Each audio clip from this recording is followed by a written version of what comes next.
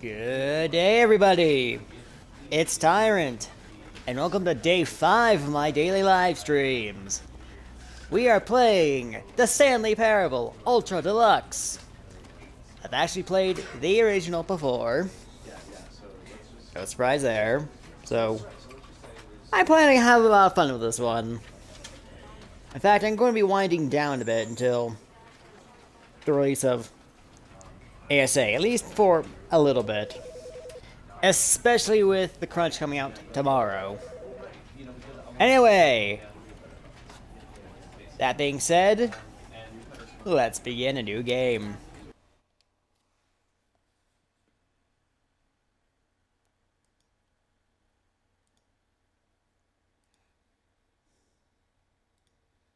This is the story of a man named Stanley.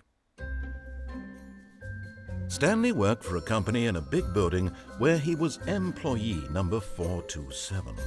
Employee number 427's job was simple. He sat at his desk in room 427 and he pushed buttons on a keyboard. Orders came to him through a monitor on his desk, telling him what buttons to push, how long to push them, and in what order. This is what employee 427 did every day of every month of every year.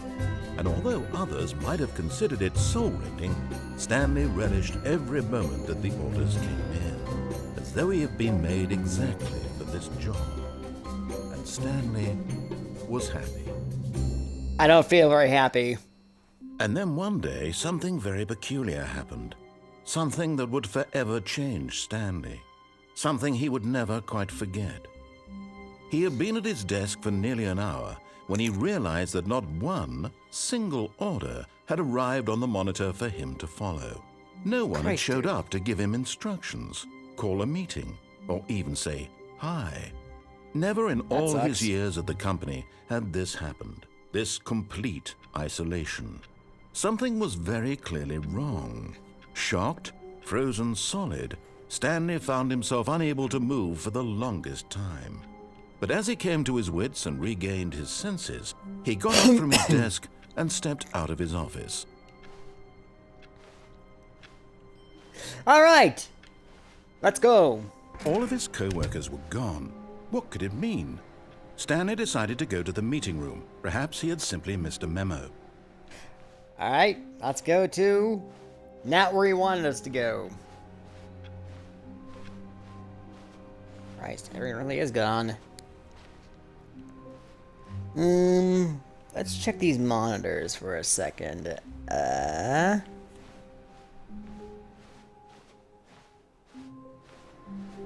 No matter how hard Stanley looked, he couldn't find a trace of his co-workers.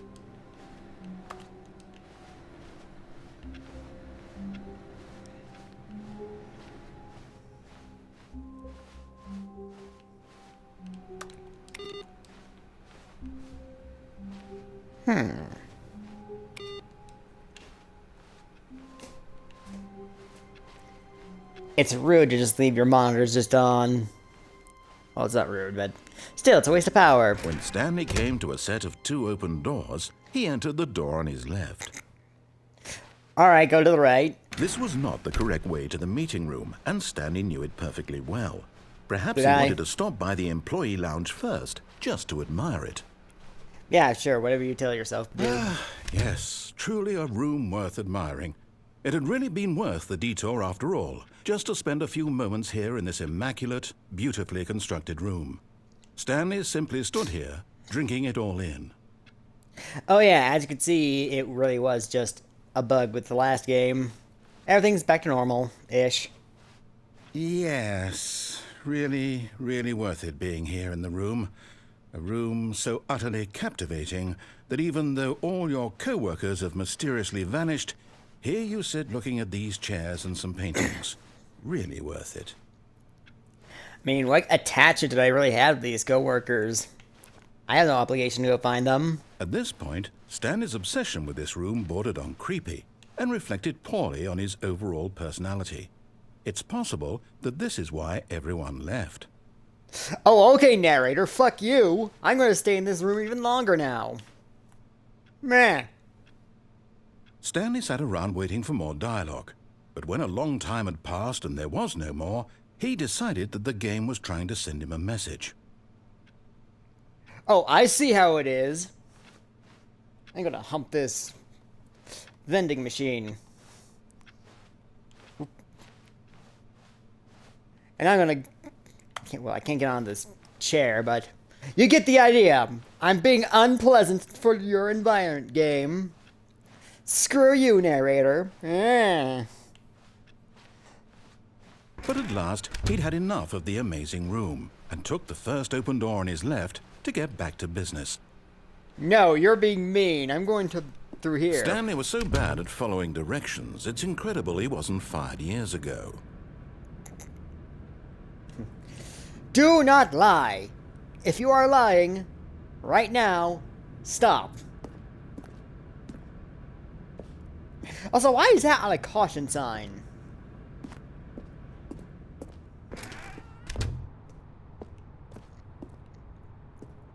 Alright,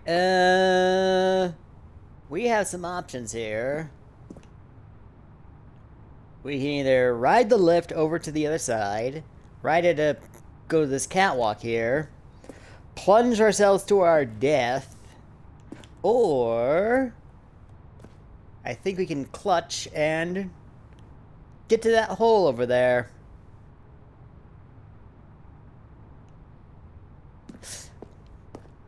Let's ride over. Look, Stanley, I think perhaps we've gotten off on the wrong foot here. I'm not your enemy, really, I'm not. I realize that investing your trust in someone else can be difficult, but the fact is that the story has been about nothing but you all this time. No, it hasn't. Someone you've been... But in his eagerness to prove that he is in control of the story and no one gets to tell him what to do, Stanley leapt from the platform and plunged to his death. Good job, Stanley. Everyone thinks you are very powerful. I am very powerful, aren't I?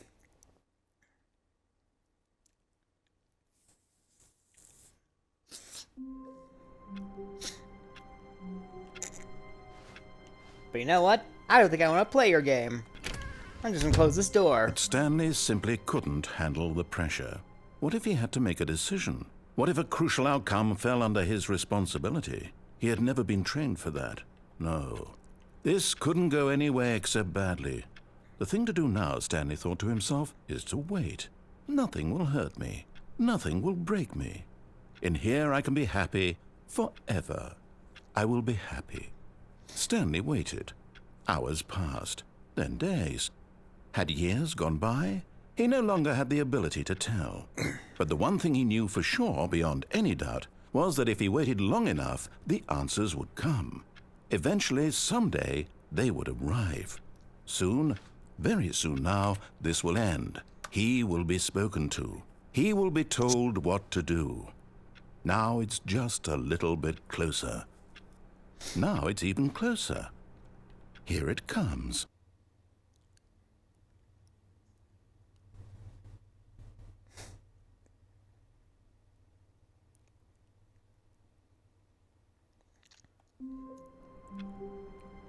This is the answer? Being respawned back at the beginning of the game? Stuck in a perpetual loop? Oh, fuck you, narrator. All of his co-workers were gone. What could it mean? Stanley decided to go to the meeting room. Perhaps he had simply missed a memo. I did not. When Stanley came to a set of 2 open doors, he entered the door on his left. Fuck you, I'm going This right. was not the correct way to the meeting room, and Stanley knew it perfectly well. Perhaps he wanted to stop by the employee lounge first, just to admire it. I'm not. Wow. Yes, this room. What a beautiful room. What a gorgeous, gorgeous room. Thank goodness Stanley had taken this detour on his way to the meeting room. Life without having experienced this room was now too horrible even to consider. This room sucks. I'm leaving. But eager to get back to business, Stanley took the first open door on his left. I'm not. Stanley was so bad at following directions, it's incredible he wasn't fired years ago. Let's see if we can clutch this. Yep, we can. Fuck you, narrator.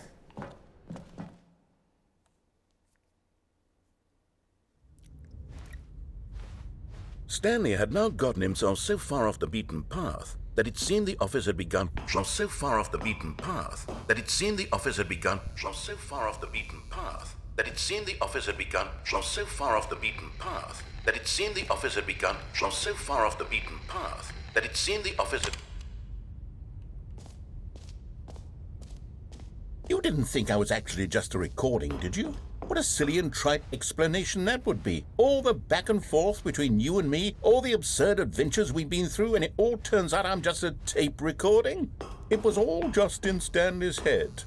I bet that's the kind of twist you think is revelatory. I bet each and every time you watch a movie where it turns out all to be in the main character's imagination, you must absolutely bolt off the couch in pure shock at the phenomenal and intricate storytelling. It must be so simple to be you. Life being an unending waterfall of surprises and delights. How much more exciting you must find the world than the rest of us do. Now I've become sad. Look what you've done to me. This is all your fault. I'm happy now. I'm happy that the narrator is sad. Unfortunately, it's not gonna last. It just won't. All of his co-workers were gone. What could it mean? Stanley decided to go to the meeting room. Perhaps he had simply missed a memo. New content? We can ignore that for now. When Stanley came to a set of 2 open doors, this was not the correct way to the meeting room, and Stanley knew it perfectly well. Perhaps he wanted to stop by the employee lounge first, just to admire it. The lounge was sublime, a work of art. What was it about this room that called so deeply and so personally to Stanley? Its grace? Its subtle charm? No. Stanley knew it was something deeper, something darker. Not really. But eager to get back to business, Stanley took the first open door on his left. I'm not.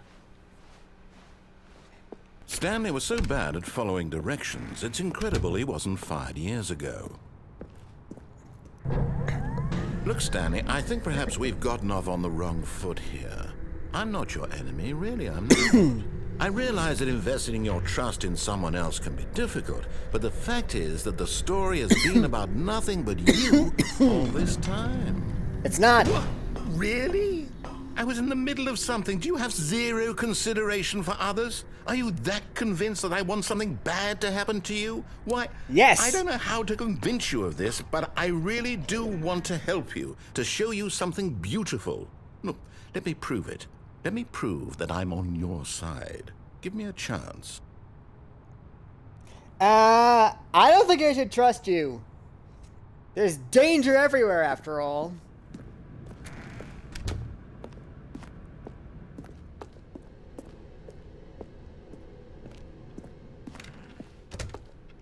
Now listen carefully, this is important. Stanley walked through the red door. Sorry, but Stanley is colorblind. Aha, perhaps you misunderstood. Stanley walked through the red door. I may not be colorblind, but Stanley is. I keep telling you this. I still don't think we're communicating properly. Stanley walked through the red door. Unfortunately for you, I'm not Stanley. I'm going through the blue door. All right, fine. Go ahead, Stanley. You want to know so badly what's out there? You want to find out what lies at the end of this road you've chosen? Well, don't let me stop you. You see? There's nothing here. I haven't even finished building this section of the map because you were never supposed to be here in the first place. Broken rooms, exposed developer textures. Is this what you had wanted? Was it worth ruining the entire story I had written out specifically for you? Do you not think I put a lot of time into that? Because I did. And in the end, it was all for nothing, because this is what you wanted to see. Help me here, Stanley. Help elucidate these strange and unknowable desires of yours. What would have made this game better?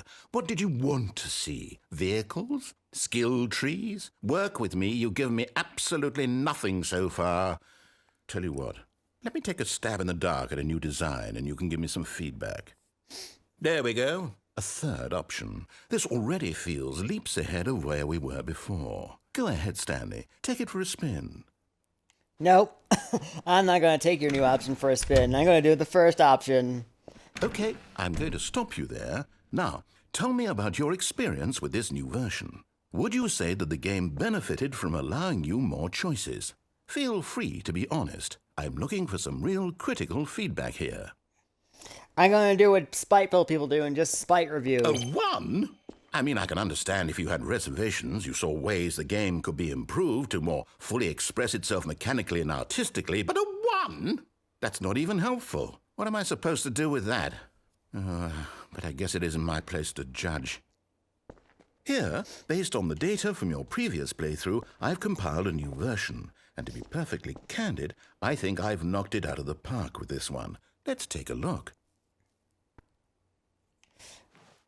Ah, a TV screen. Nice.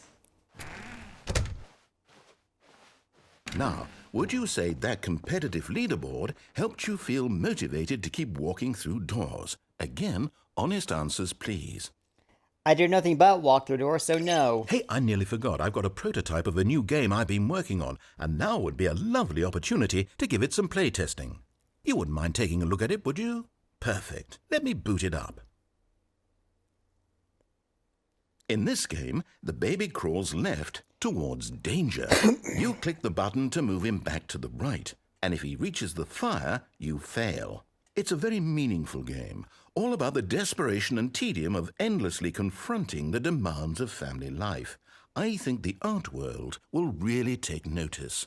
But of course, the message of the game only becomes clear once you've been playing it for about 4 hours. So why don't you give it 4 hours of play to make sure it's effective? Be sure to keep notes on your experience. Bitch, I'm not staying here for 4 hours. You heartless bastard. Did you do it because you hate babies or purely to spite me? Because if it's the latter, well, I don't know what to do. I'm completely out of ideas. I can't think of a single thing that might improve the experience for me. I'm not even going to try. I'm out. I'm done. It's over.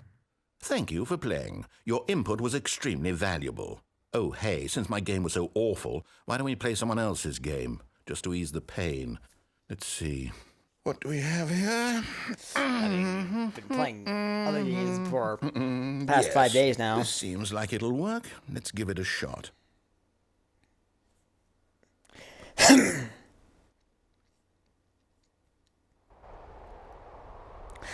Ooh, it's Firewatch. Fascinating. What do you think this game is about, Stanley? What's our backstory? What is our motivation? Well, it seems obvious to me that you are meant to play as a creepy man spying on innocent civilians below you from up high in your creep tower, perhaps for some sort of twisted erotic purpose. Yes, that must be it. What a fascinating venture into the experience of total mental depravity. So far, I love everything about this game, Stanley. And it seems there's even more.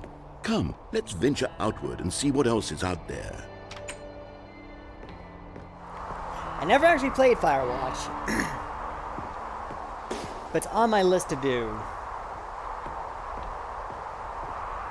That's the wrong way.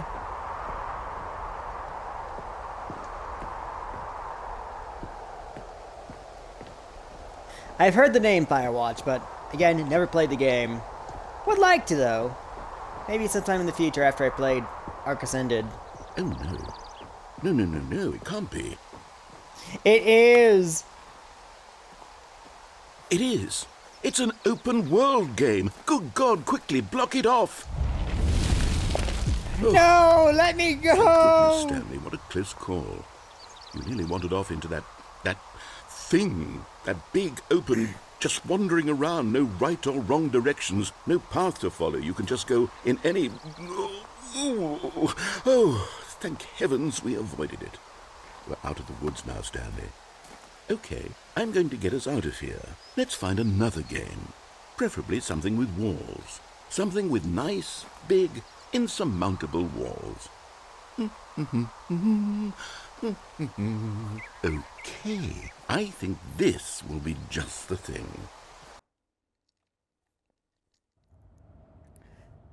Oh. Wonderful. It's See, this is exactly what I had in mind. Just a nice big box for you to run around in. There isn't any possibility that you could get lost here. Now this is game design. Stanley, if you manage to get lost in this game, I will be phenomenally impressed. Alright, I'm going to get lost now. Okay, so what exactly do we do here? Let's see. There are lots of cars here in the back, but obviously there's no racetrack. Okay, I'm seeing that there's a ball of some kind back here. Is this game sports ball? Stanley, It's not. I think it's sports ball. It's Rocket what League. Fun.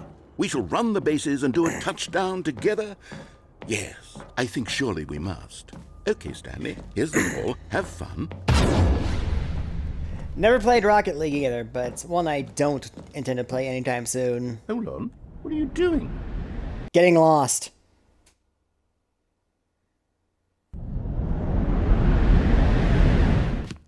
Stanley, don't do that. I can't follow you there. I can't help you. How will you write a story without me? You can't do it. You know that. Stanley, come back. Goodbye, narrator.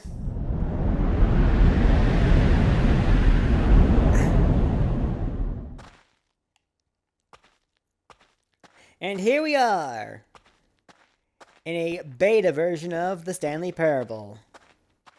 Like, all the way back when it was in early access, I think. Or so I've been told. Can't go that way. How about this way?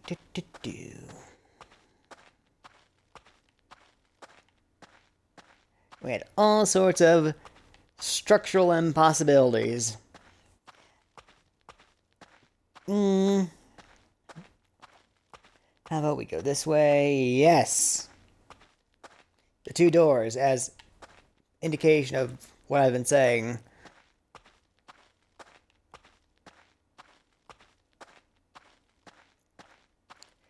As if things didn't already look like it was straight out of Half-Life.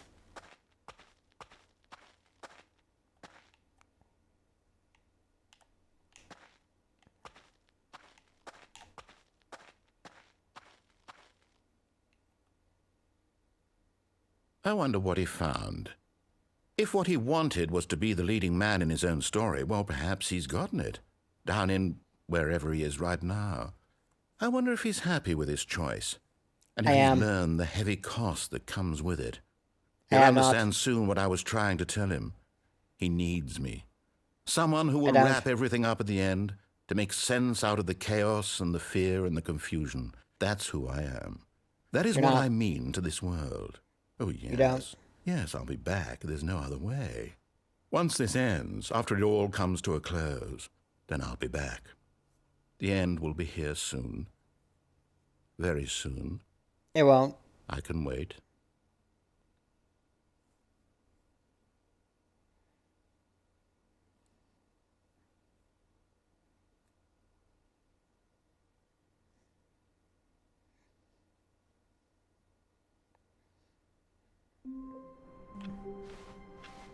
How long was I sitting there? Stanley wondered to himself.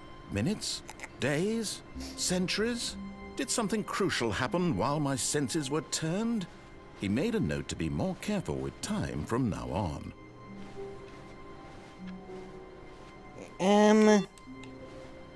Let's see what we can find around the office for setting off on our next big adventure.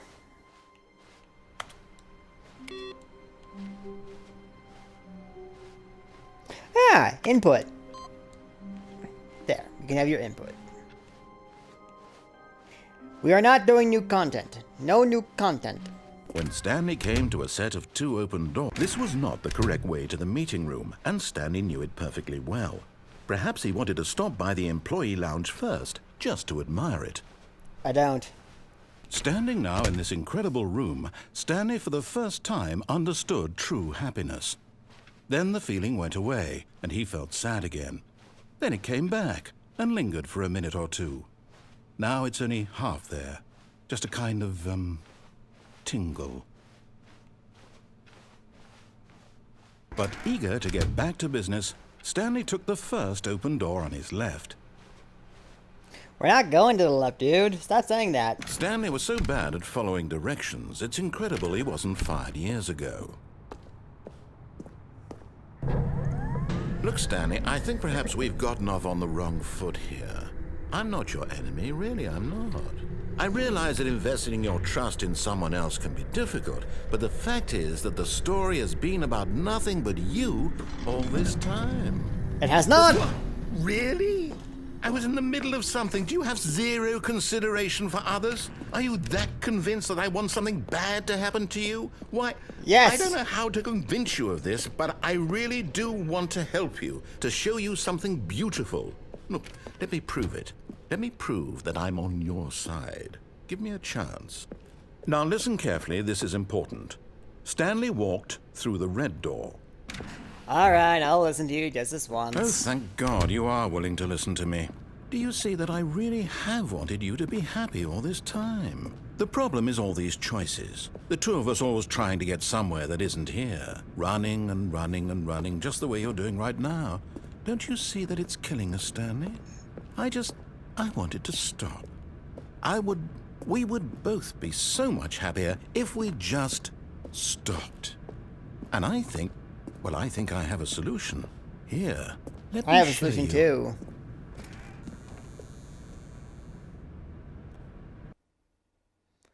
But it's not quite a solution you'd want, Mr. Narrator. Do we want? What are we looking for? This is what you want, dude. Here. Yes. Oh, it's beautiful, isn't it? If we just stay right here, right in this moment with this place, Stanley, I think I feel happy. I actually feel happy. Well, we can't have that now, can we? No, wait. Where are you going? Making you worry. Right. Where were we? Making you worry.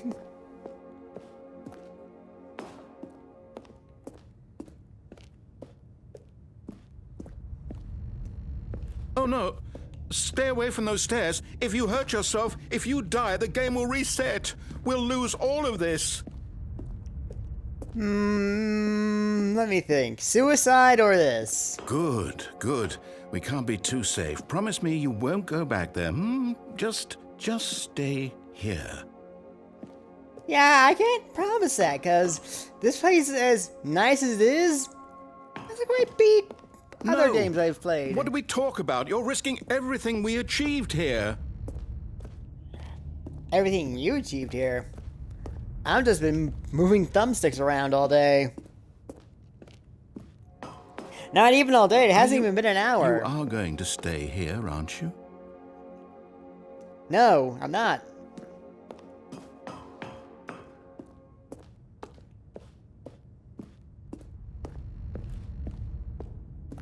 You heard me before, didn't you? You will die. What about this isn't getting through to you? Well, I've respawned before, so...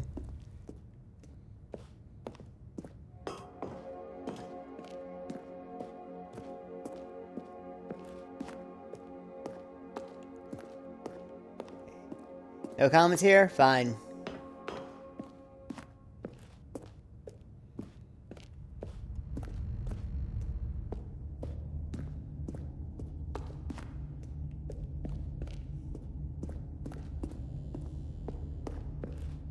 Please, no, Stanley, let me stay here. Don't take this from me. Please, I Stanley, shall think about what you're doing. No! Taking it from you. Oh, thank God you lived. You had Well me worried done. there for a moment. Now, Well- can we please get back to the other room? Well, I didn't die, so I guess we could take a little peek. Just shut up. There. See? This is what you want. This is where we can both be happy. We really can. If we stop moving, we just have to stop moving. Oh, we need to stop moving. I have a solution for that. Stanley, go back. There's nothing good that can come from this. But you want me to stop moving. If I'm dead, I can't move.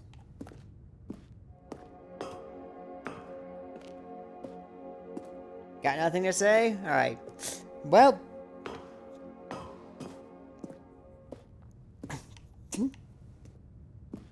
Well, time to die.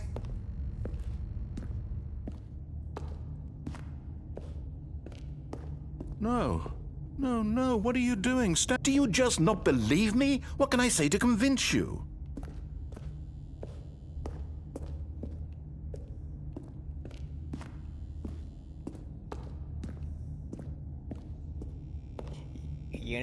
You know what they say. You say it best when you say nothing at all. Stanley, let's go back to the other room. Can you do that for me? Well, I would, but we keep moving slower Yes. every time we jump from the Perhaps you platform. can. Perhaps you finally see what I'm talking about.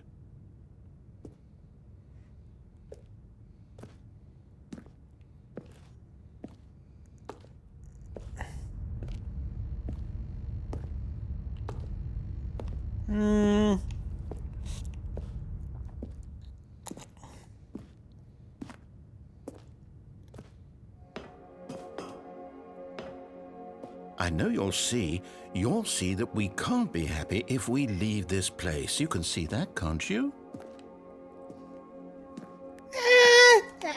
It's not that great a place. I mean, look at this. All the color's going down. Why isn't it going up anymore? You killed the color, narrator. No, perhaps not. Stop killing colors and you'll be fine. Why am I insane? Why am I insane? Why am I so giddy My about God. killing a fictional Is this character? really how much you dislike my game? That you'll throw yourself from this platform over and over to be rid of it? You are literally willing to kill yourself to keep me from being happy. Am I reading the situation correctly? Yes.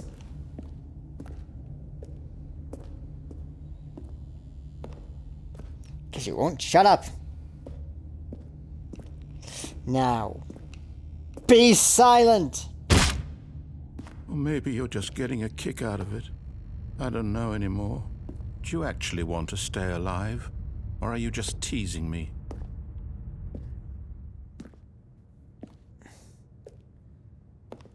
Why do you need a ladder?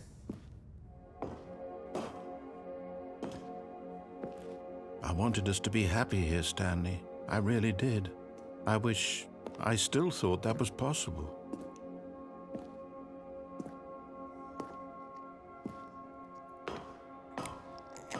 Well, you're still sending color into the abyss, so can't do anything about it. Sorry. Also, you wanted me to stop moving. If I die, I'll stop moving. Alright, up the stairs we go again.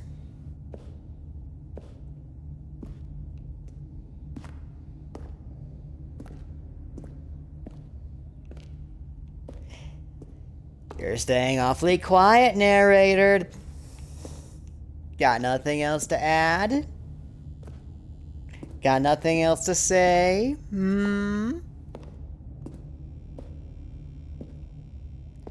Down we go. Is it over? Dead. It's going to restart, isn't it? I'm going back. Yep.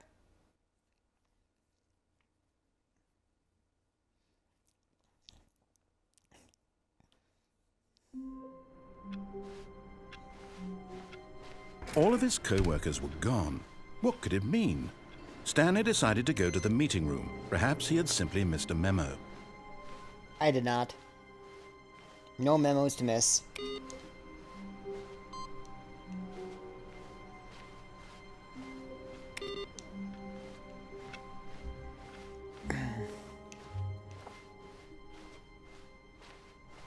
When Stanley came to a set of 2 open doors, he entered the door on his left. Oh, okay.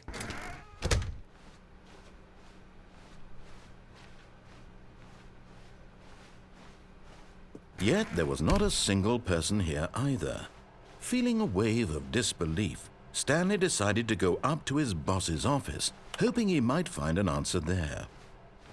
No, I'm gonna step into this broom closet. Stanley stepped into the broom closet, but there was nothing here, so he turned around and got back on track. Nah, I'm gonna play with this door. There was nothing here. No choice to make, no path to follow, just an empty broom closet. No reason to still be here. Other than to play with the door, narrator. It was baffling that Stanley was still just sitting in the broom closet. He wasn't even doing anything. At least if there was something to interact with, he'd be justified in some way. As it is, he's literally just standing there doing sweet FA. I'm interacting with the door, narrator. Are you really still in the broom closet? Standing around doing nothing? Why? Please offer me some explanation here. I'm genuinely confused. I'm not doing nothing. I'm playing with the door. You do realize there's no choice or anything in here, right? If I'd said Stanley walked past the broom closet, at least you would have had a reason for exploring it to find out. But it didn't even occur to me because literally this closet is of absolutely no significance to the story whatsoever. I never would have thought to mention it.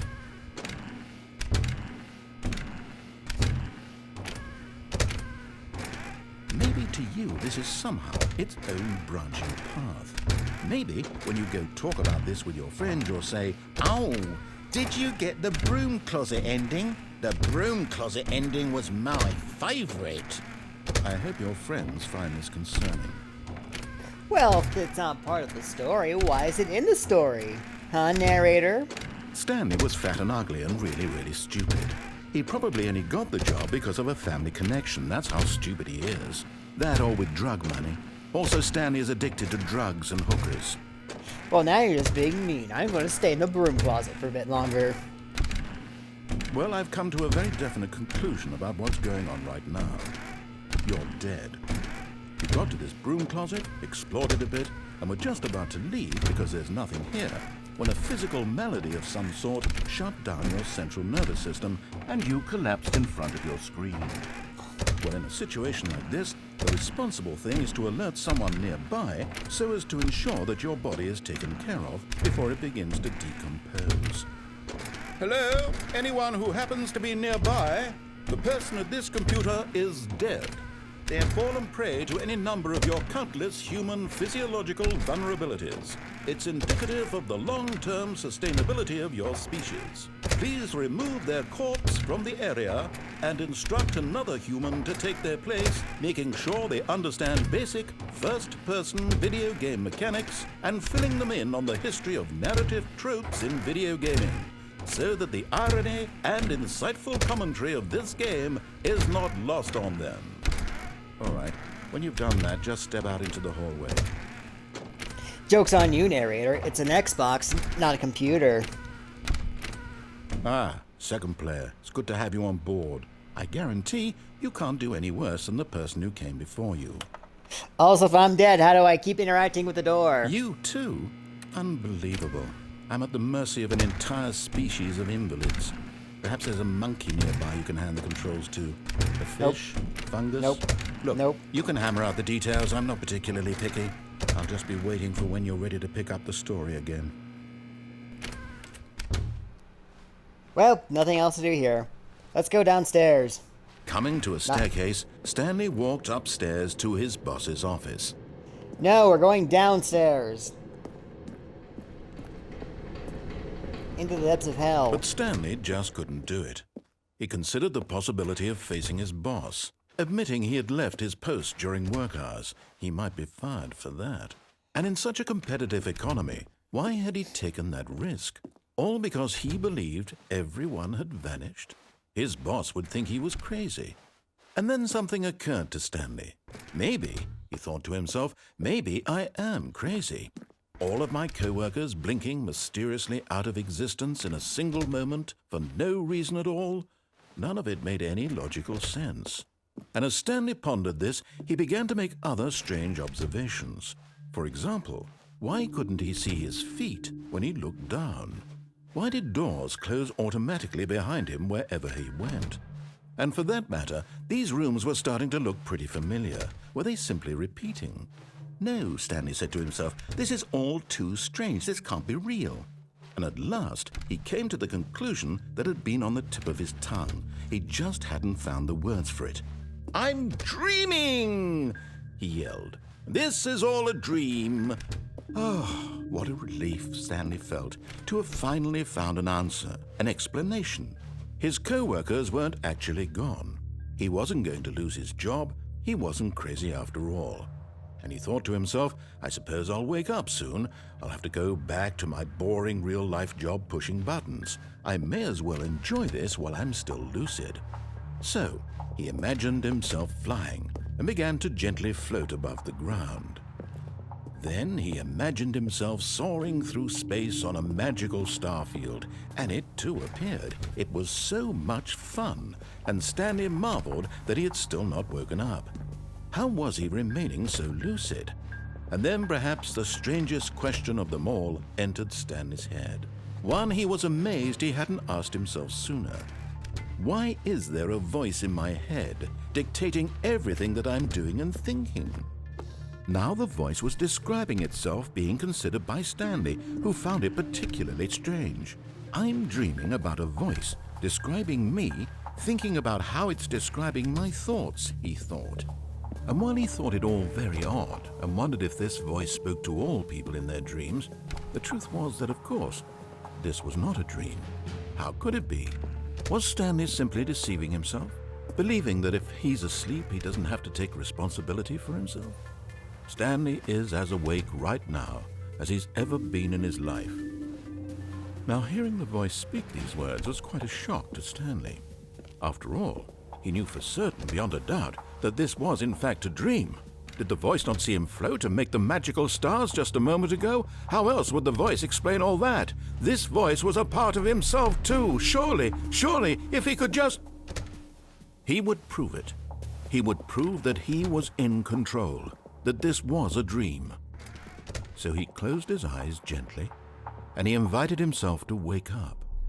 He felt the cool weight of the blanket on his skin, the press of the mattress on his back, the fresh air of a world outside this one. Let me wake up, he thought to himself. I'm through with this dream. I wish it to be over. Let me go back to my job. Let me continue pushing the buttons. Please, it's all I want. I want my apartment and my wife and my job. All I want is my life exactly the way it's always been. My life is normal. I am normal. Everything will be fine. I am okay. I'm not.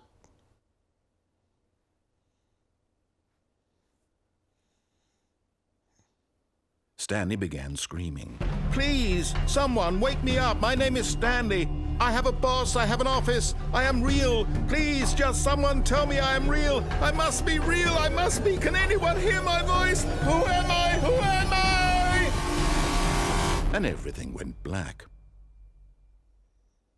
Uh-oh. What happened to Stanley? This is the story of a woman named Mariella. What? New character? Mariella woke up on a day like any other. She arose, got dressed, gathered her belongings, and walked to her place of work. But on this particular day, her walk was interrupted by the body of a man who had stumbled through town talking and screaming to himself, and then collapsed dead on the sidewalk. Oh no. Although she would soon turn to go call for an ambulance, for just a few brief moments, she considered the strange man. He was obviously crazy. This much she knew. Everyone knows what crazy people look like. And in that moment, she thought to herself how lucky she was to be normal. I am sane. I am in control of my mind. I know what is real and what isn't. It was comforting to think this, and in a certain way, seeing this man made her feel better. But then she remembered the meeting she had scheduled for that day, the very important people whose impressions of her would affect her career, and by extension, the rest of her life. She had no time for this, so it was only a moment that she stood there, staring down at the body. And then she turned and ran. Leaving the body to decompose. What a fucking bitch.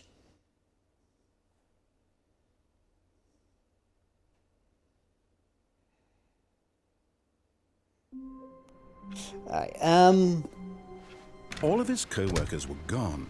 What could it mean? Stanley decided to go to the meeting room. Perhaps he had simply missed a memo.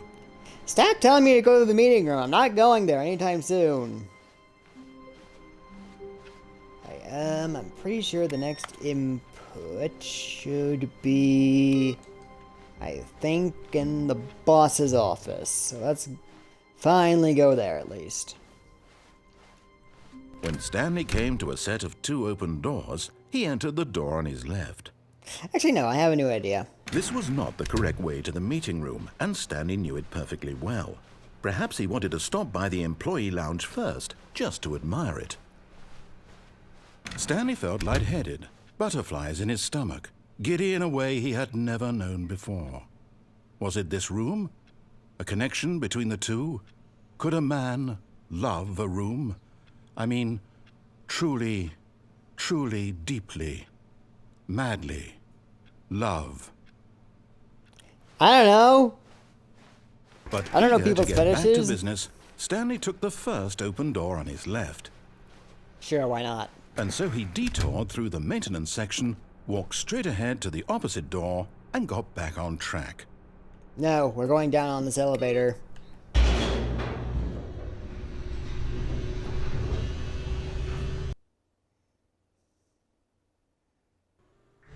But Stanley didn't want to go back to the office.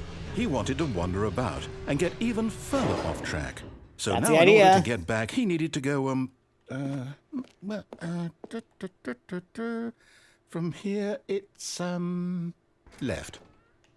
Are you sure about that? Is it really left? I can't go right, so... Oh, no. No, it's to the right. My mistake. Oh, so it can go right. Well, I wanted to go left. Why are you just being such a jerk? No, not the right. Why would I have ever said it was to the right? What was I thinking? It's clearly... Oh, dear, would you hold on for a minute, please? Now, let's see. We went down right, left, down, left, right. Yep, okay, yes. I've got it now. This story is absolutely, definitely this way. Are you sure about that? No. This isn't right at all. You're not supposed to be here yet. This is all a spoiler. Quick, Stanley, close your eyes. Okay. We just have to get back to, oh, who am I kidding? It's all rubbish now. The whole story completely unusable. How about, rather than waste my time trying to salvage this nonsense, we'll just restart the game from the beginning. And this time, suppose we don't wander so far off track, Okay, from the top. We're gonna keep going off track because it makes the narrator upset. All of his co-workers were gone. What could it mean? Stanley decided to go to the meeting room. Perhaps he had simply missed a memo. Okay, strap in, everyone. This is where things get trippy. When Stanley... Wait, what? No, I restarted. I swear I definitely restarted the game over, completely fresh. Everything should be... Oh, did something change? Stanley, did you change anything when we were back in that room with all the monitors? Did you move the story somewhere or... Hold on. Why am I asking you? I'm the one who wrote the story. It was right here just a minute ago. I know for sure that it's here somewhere. Okay, then. It's an adventure. Come, Stanley. Let's find the story. Adventure! Been so long since I saw... What's it called? Misadventures of Flapjack. Also Adventure Time, so... You know what, since I actually watch anything on Cartoon Network in general. Ever since Teen Titans Go pretty much took over the time slot in my country. I'll say it. This is the worst adventure I've ever been on. I can promise you there definitely was a story here before. Do we need to restart the game again? Well, I find it unlikely that we'll ever progress by starting over and over again, but it's got to be better than this. Okay, let's give it a shot. Why not?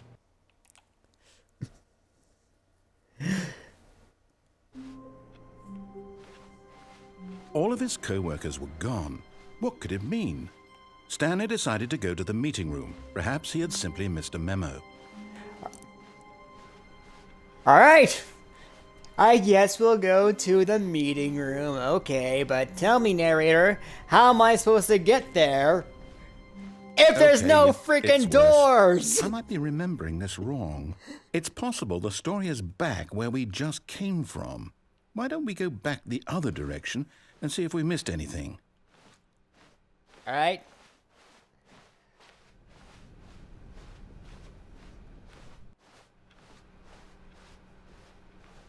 Everything seems normal. Wait.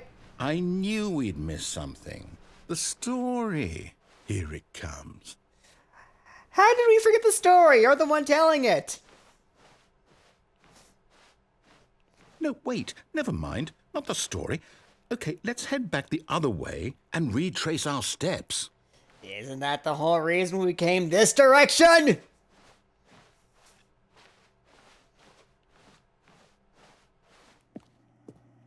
Now this... Well, I'll be honest, I don't recognize this place at all. Is this the story? I don't think so. I can't quite recall, but I believe my story took place in an office building. Is that correct? And there goes the door. Do you remember, Stanley? Well, do you know what? Since I've completely forgotten what we were supposed to be doing, how about this? You win! Congratulations! Yay! I know you put in a lot of hard work, and it really paid off, so good job. Oh, no. No, I don't feel right about this at all. We both know you didn't put in any actual work for that win. Some people win fair and square, and this was not one of those situations. Okay, I'm getting weirded out by whatever this place is. I don't care what might happen this time. I have to restart.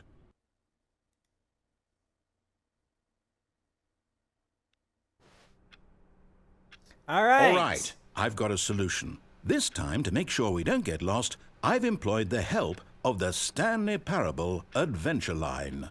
Just follow the line. How simple is that? All right. Let's follow the trademarked line. Not really. Let's see if the doors came back. They won't come back. No, I'm down. We're leaving it up to the line from now on.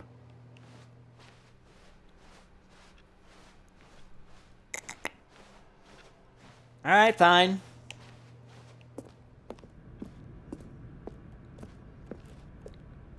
You see? The line knows where the story is. It's over in this direction. Onward, Stanley, to destiny. Though, here's a thought. Wouldn't wherever we end up be our destination, even if there's no story there? Or to put it another way, is the story of no destination still a story? Simply by the act of moving forward, are we implying a journey such that a destination is inevitably conjured into being via the very manifestation of the nature of life itself? Okay, Stanley, I need to follow this train of thought for a minute. Just stick with me. Now, we can both agree that the nature of existence is in fact a byproduct of one's subjective experience of that existence, right? Okay. Now, if my experience of your existence rests inside of your subjective experience of this office, is this office, in fact, the skeleton of my own relative experiential mental subjective construct? Whoa. Hang on.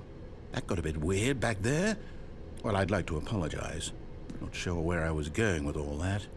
You know what? I think what we need right now is a bit of music to lighten the mood. Alright, that's fine, but I must ask, who drew this line? Were they drunk when they drew it? Also, I think they're married on something.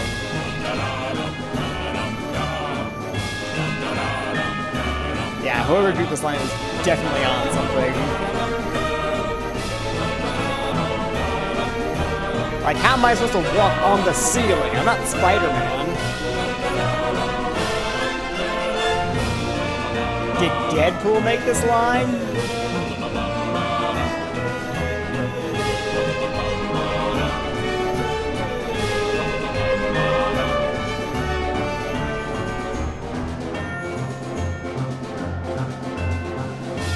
Da da da da da da da. Da da da da da da da. Also, I must question the instructional possibility of what's about to happen right now. So, as you can clearly see, the line is supposed to move around this way. So where did this hallway come from?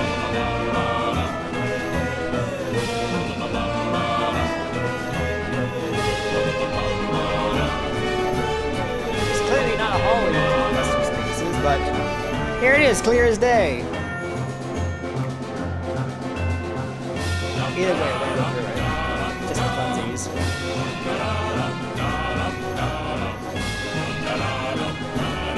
Past financial records. Wait, cut the music. Go back and look at that fern. Stanley, this fern will be very important later in the story. Make sure you study it closely and remember it carefully. You won't want to miss anything. Well, it's the only thing here that doesn't look like it was taken straight out of Gary's mod. Wait, what? We're back at the office? No. Line, you do know we're looking for the Stanley Parable, right? The story? Is any of this ringing a bell? Narrator, you do know lines don't talk, right? Still missing the doors. Did we make a mistake following the line? Perhaps we could have found the story on our own. Maybe. Then again, you can't seem to recall what the story was about, so I very much doubt that. Alright. Line, where are you going to take us? I know I just said you couldn't talk, but show me. Oh, no, not again. Line, how could you have done this to us? And after we trusted you, after everything we've been through, you... Oh, I can't take this anymore. To hell with it. Restart. I can see the line shares my sense of humor of upsetting the narrator.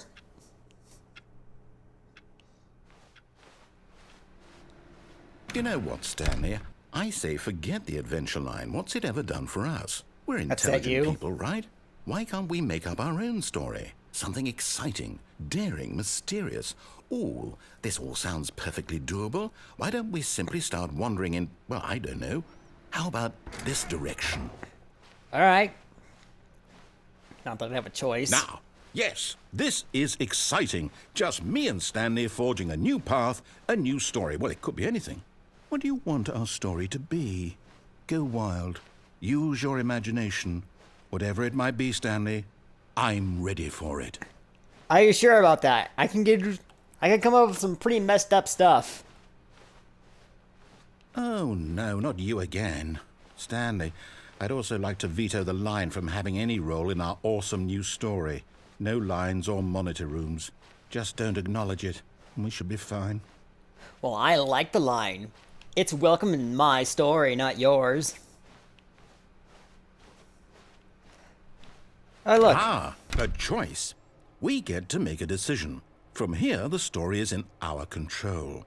How important we mustn't squander the opportunity. In fact, I believe I need a minute to think here. Just walk in circles for a minute.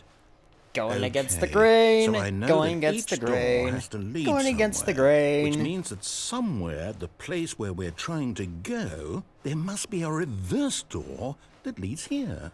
And that in turn means that our destination corresponds with the counter-inverted reverse door's origin. So starting from the right, let us ask, will taking the right door lead us to where we're going? And since the answer is clearly yes, then by all accounts, the door on the right is the correct one. Another victory for logic. Come, Stanley, our destiny awaits. I wouldn't really call that logic, because it was just more rambling. Oh, hold up, what's this? The confusion ending. You're telling me that's what this is? It's all one giant ending? And we're supposed to restart the game, what, eight times? That's really how all this goes? It's all determined? So now, according to the schedule, I restart again. Then what? Am I just supposed to forget? Well, what if I don't want to forget? My mind goes blank simply because it's written here on this thing. Wall. Well, who consulted me? Why don't I get to decide? Why don't I get a say in all of this?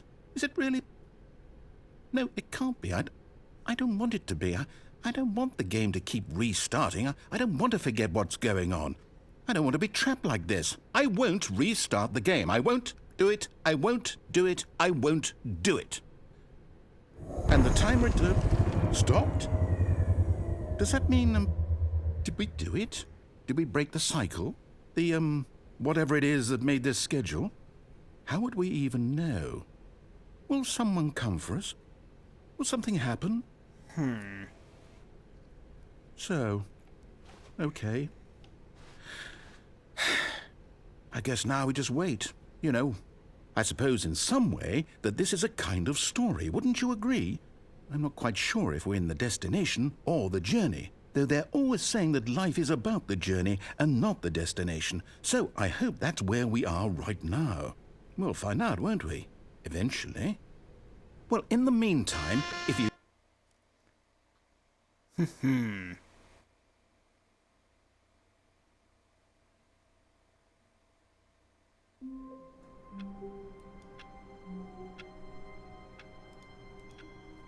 Okie dokie. I can't wait to tell this story to my co-workers, Stanley thought. How amusing they'll find it. Oh, won't we all just laugh and laugh at the time I thought everyone had gone missing. Do.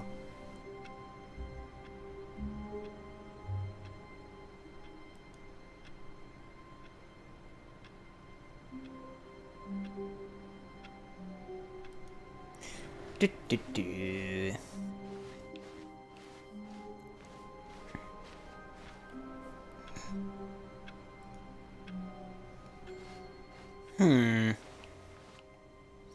New content. We're not going to see some new content just yet. When Stanley came to a set of 2 open doors, he entered the door on his left.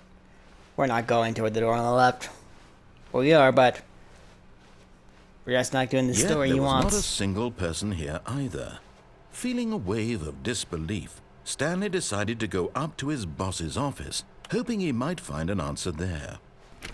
Nope. Oh, no. Oh, no, no, no, no, no, no, no, no, no, no, not again. I won't be part of this. I'm not going to encourage you. I'm not going to say anything at all. I'm just going to be patient and wait for you to finish whatever it is you enjoy doing so much in this room. Please take your time. I know, I just like upsetting you. Coming to a staircase, Stanley walked upstairs to his boss's office. Alright, up we go. Here's the input. And we're going to try and get through the threshold. Stepping into his manager's office, Stanley was once again stunned to discover not an indication of any human life. Shocked, unraveled, Stanley wondered in disbelief who orchestrated this. What dark secret was being held from him? What he could not have known was that the keypad behind the boss's desk guarded the terrible Stanley was in such a rush to get through the story as quickly as possible, he didn't even have a single minute to just let the narrator talk. That kind of anxiety isn't healthy, so he relaxed for a few moments with some calming New Age music. Well, it is calming, but I'm not going to let it stop me from not talking. Oh, that didn't come out right. I'm still going to talk and bash the narrator every step of the way. Feeling soothed and rejuvenated, Stanley calmly walked forward into the opened passageway. Oh man, I can't play the piano? Dang it.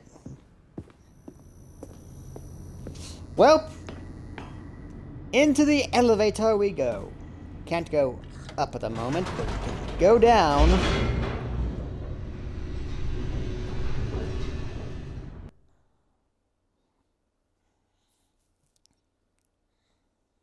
Descending deeper into the building, Stanley realized he felt a bit peculiar. It was a stirring of emotion in his chest, as though he felt more free to think for himself, to question the nature of his job. Why did he feel this now, when for years it had never occurred to him? This question would not go unanswered for long. Alright, let's go. Back into the elevator!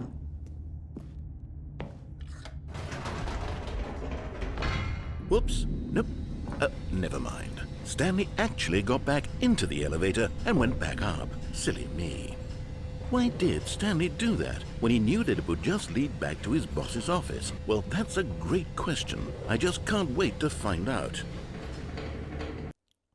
I did it, so I know it would. I didn't derail the story.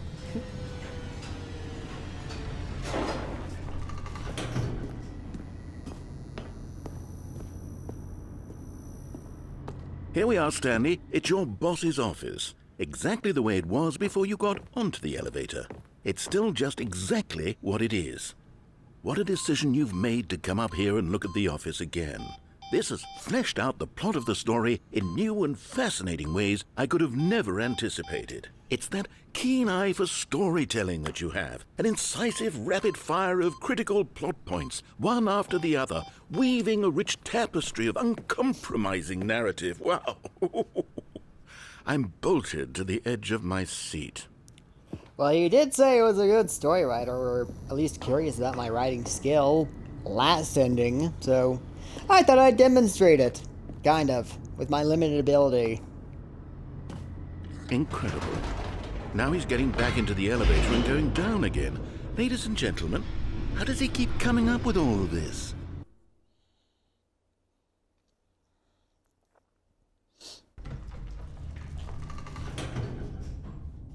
Surely this time Stanley will walk forward into the spooky corridor, won't he?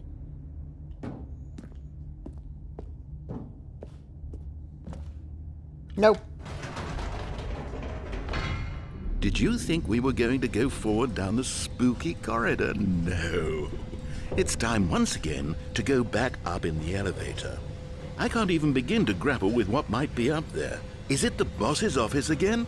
Or what if it's the boss's office this time? The suspense is killing me.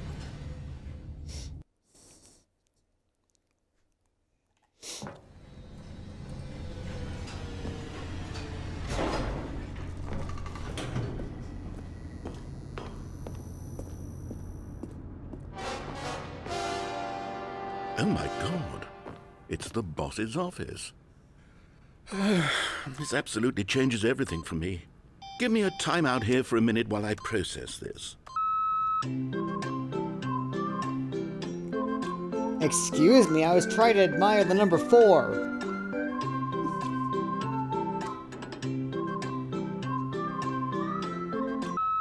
Okay, I'm ready. I'm prepared to embrace this stunning revelation and to move forward with... No, wait. No, I need more time to process.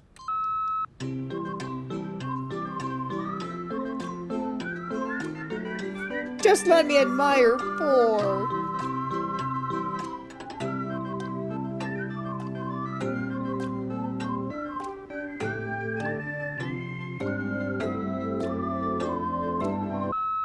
All right, I have fully come to terms with it.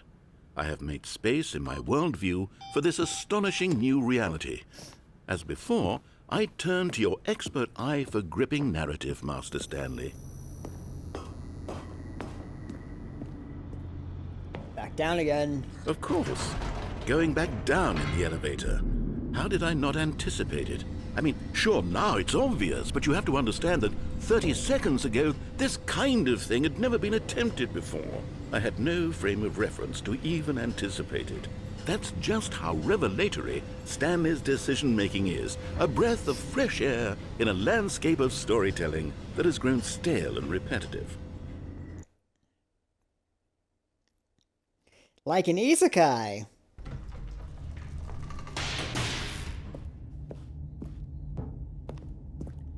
No, Stanley walked straight ahead through the large door that read Mind Control Facility.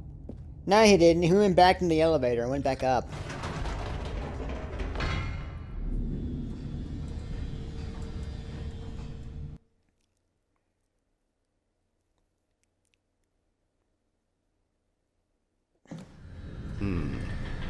You know what? I've just thought of something. Hold on, let's stop for a moment. Don't you realize? It's the anticipation, Stanley. You and I, we have no way of knowing what will be at the top of this elevator. But the suspense, the agony of waiting and anticipating and having to guess, that's the real thrill. Oh, I simply don't want to let that feeling go. It's so precious, so fleeting. Why don't we take this elevator ride nice and slow? I mean, it would There definitely we add go. atmosphere. Isn't this so much more exciting? You know, Stanley, it seems like nowadays the only thing that audiences want is to be shocked as loudly and frequently as possible. They want big, explosive moments flung right in their faces from the very moment that things get started. But where's the tension?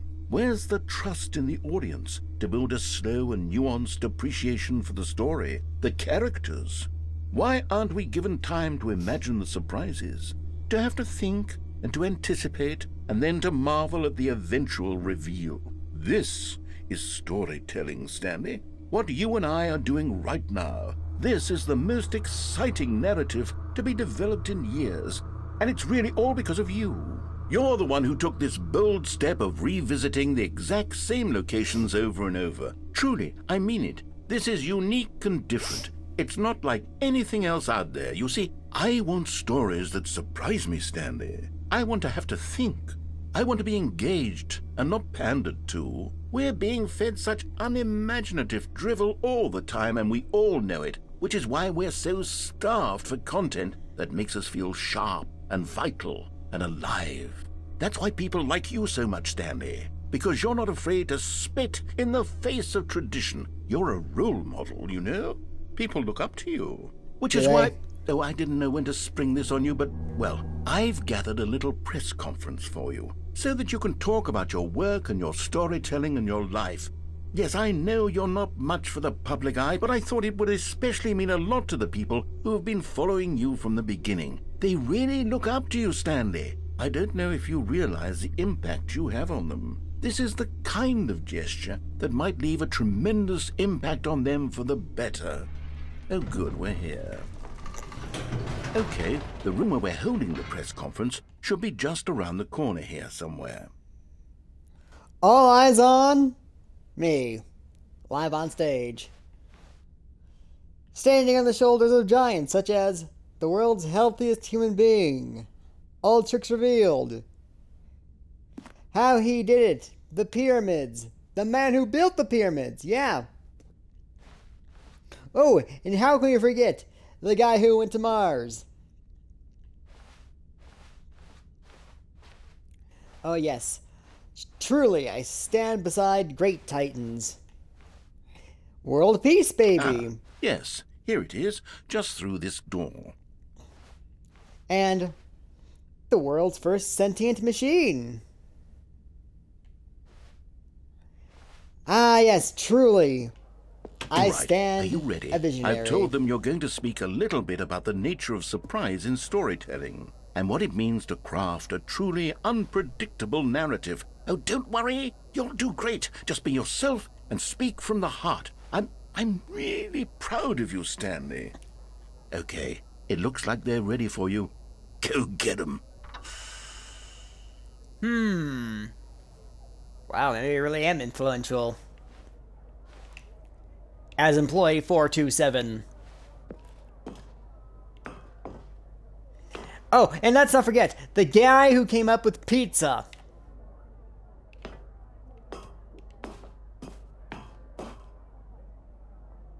And whatever that says, I can't see. Wait, God himself is here? Intriguing. I'm gonna have to look over this during editing. When I upload this to YouTube. There's not much editing, mind. Actually, zero editing. I'll look over it some other time. Yeah.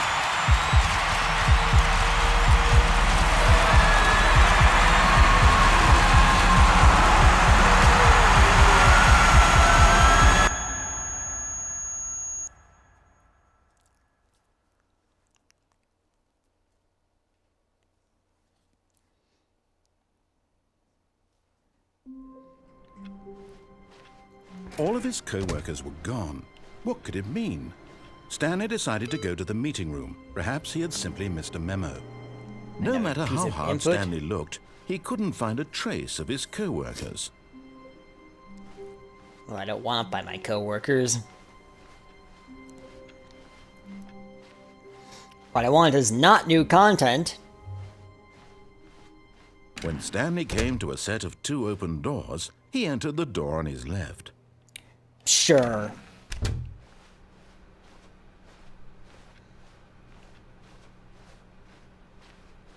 Yet there was not a single person here either.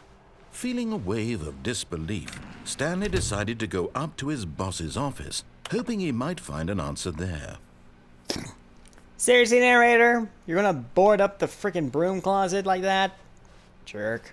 Coming to a staircase, Stanley walked upstairs to his boss's office. Alright, can I please get the ending I want? Okay, I think we all... Nope. I am not doing that. We are going to go down the stairs. Leaving the narrator behind. And do another one of my favorite endings in this game. Because it seems just so out of place.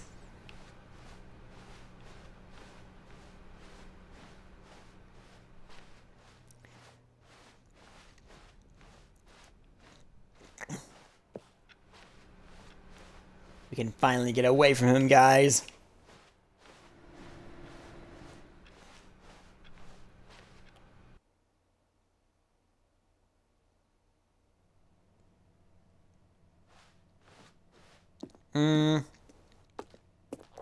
Quickly, to the escape pod!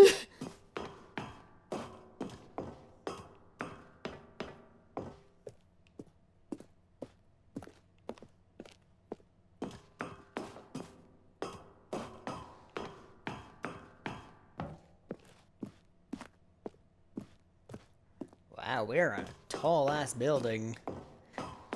If we are on floor 757.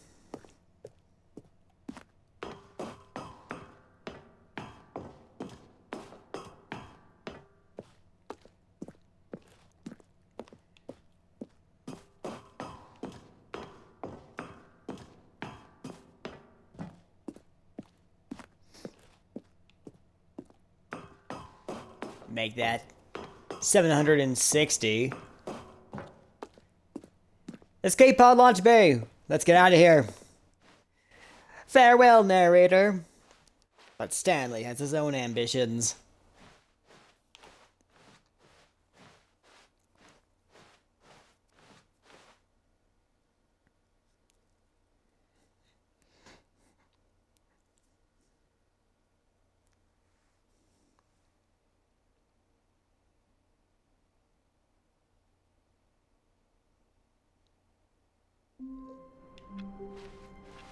Stanley decided to go to the meeting room to check on his co-workers. He never functioned well by himself and constantly needed support and guidance from others, so the thought of total solitude was terrifying to him.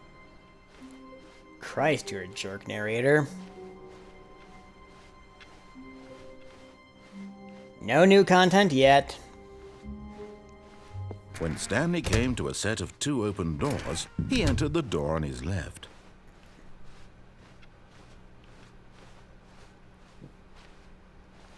Yet there was not a single person here either. Feeling a wave of disbelief, Stanley decided to go up to his boss's office. Coming to a staircase, Stanley walked upstairs to his boss's office. Yes, yes, office, nice stuff. Yeah. What the?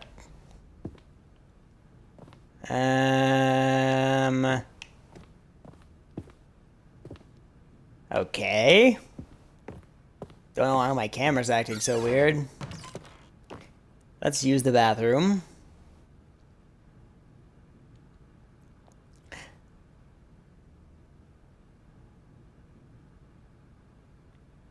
My boss is a thief. Straight up, a thief. Here's the door. Just go.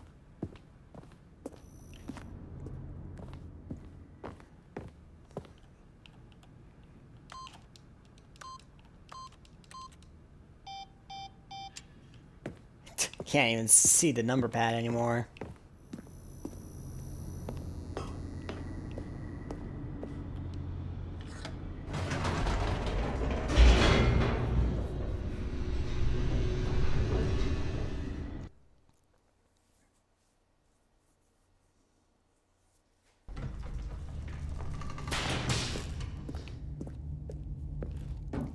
Stanley walked straight ahead through the large door that read Mind Control Facility.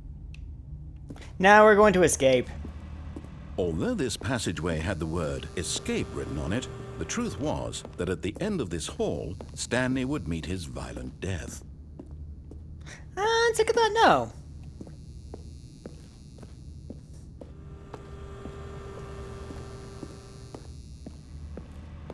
But of course, Stanley thought better of it and realized he simply had too much to live for. Not really. I just had a better idea. The lights rose on an enormous room packed with television screens. What horrible secret did this place hold? Stanley thought to himself. Did he have the strength to find out?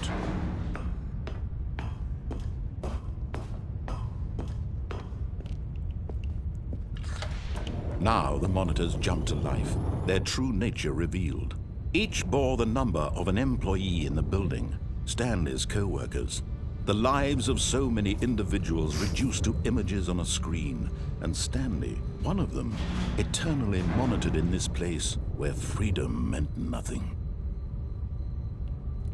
It means something. Like falling into this hole.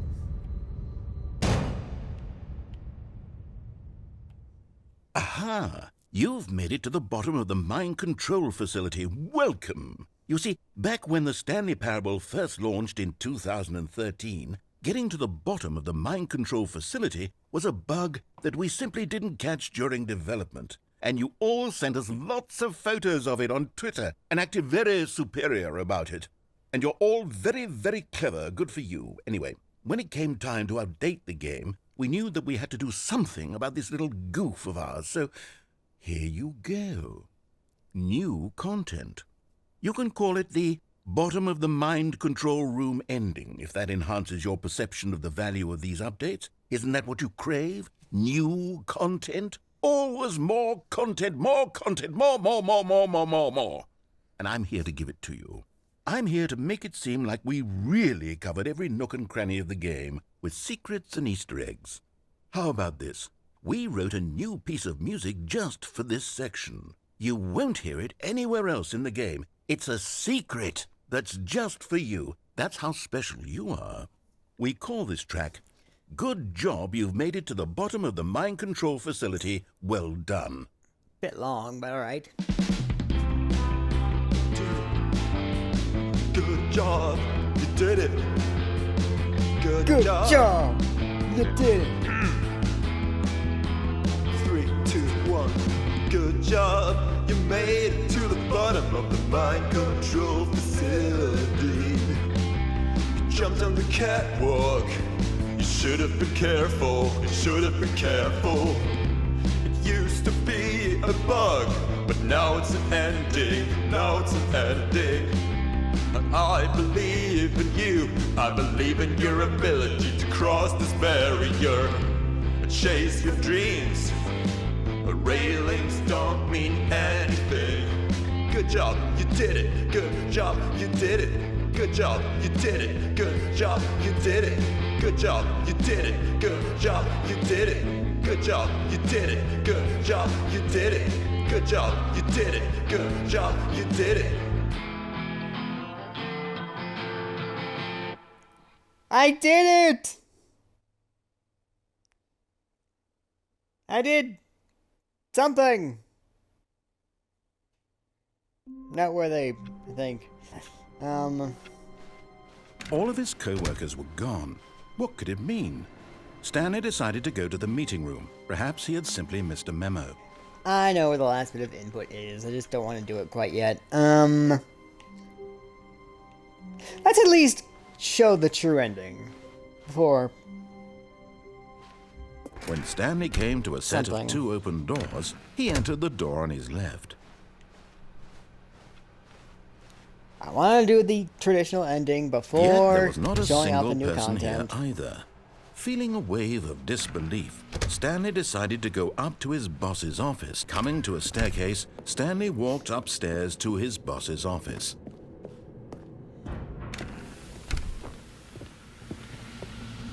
Here's the door, just go. At least last time you had the courtesy to have the door already be open. Unless I'm crazy.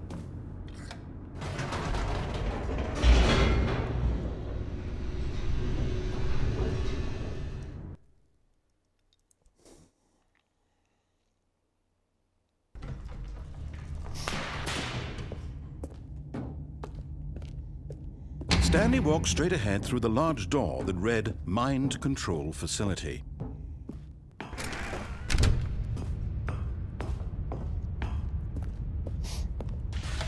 The lights rose on an enormous room packed with television screens. What horrible secret did this place hold? Stanley thought to himself. Did he have the strength to find out?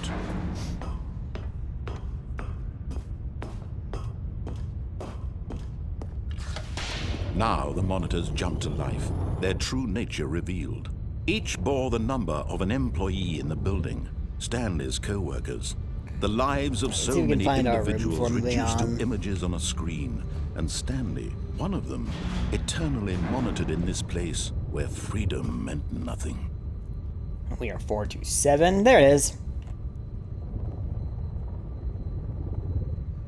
Yeah, that is definitely our cubicle. Our office, right there.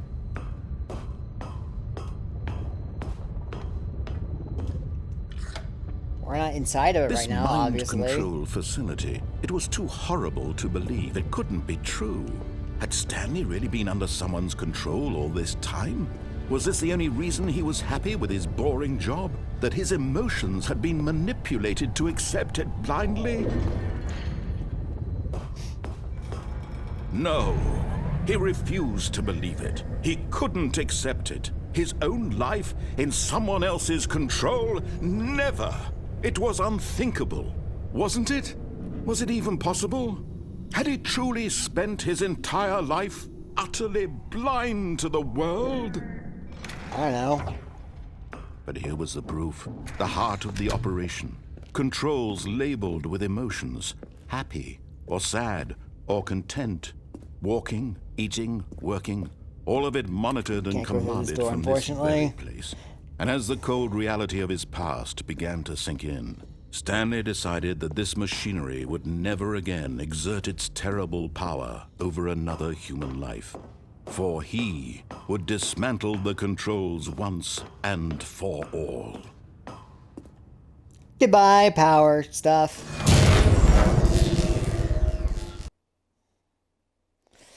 Now let's go off into the wild.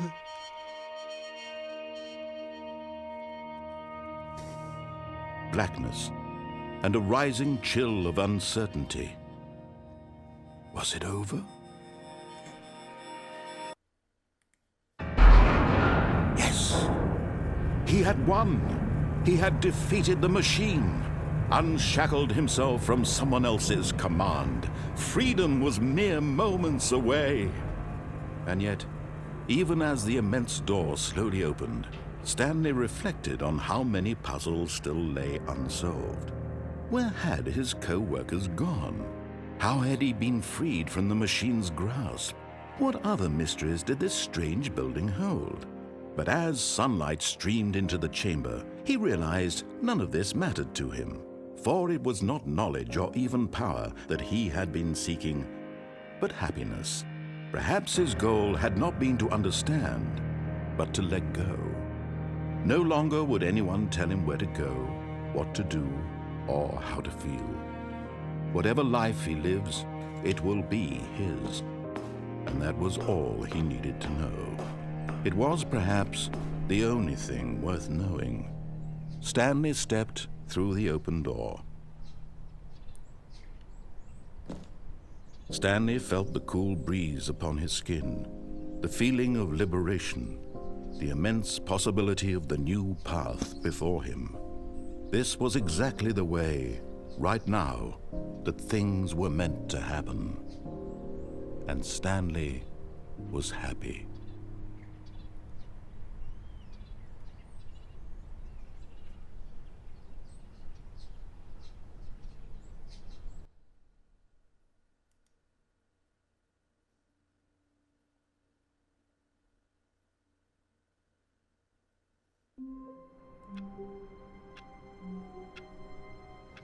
All right.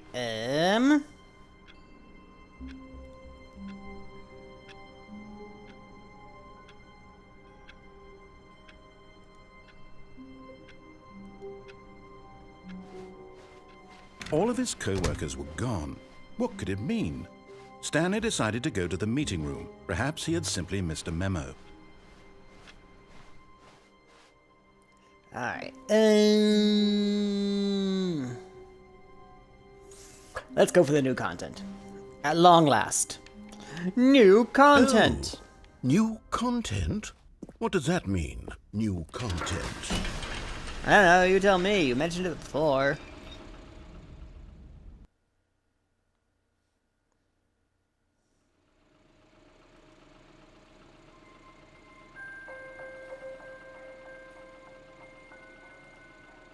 Hello, and thank you for playing the Stanley Parable Ultra Deluxe. As you may know, the Stanley Parable was a video game released in 2013 on home computers. After receiving critical and commercial success, it was expanded upon in 2022 with the Stanley Parable Ultra Deluxe, a reimagining of the game for consoles and home computers. The Stanley Parable Ultra Deluxe features exciting new content that broadens and expands the world of the Stanley Parable, delighting audiences the world over. Sure about that? Please, step inside and see what thrilling new adventures await in the Stanley Parable Ultra Deluxe. Oh, well, this sounds delightful. I'm very excited to see the thrilling new Ultra Deluxe content. All right. Okay, so far it's an elevator. Nothing special yet, but I'm sure it's just the beginning of a mesmerizing adventure.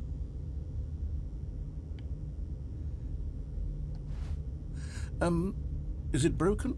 What's going on here? Should we be moving somewhere or... Oh, there we go. All right, finally, at long last, it's on to the new content. I've never been more ready. Let's do it.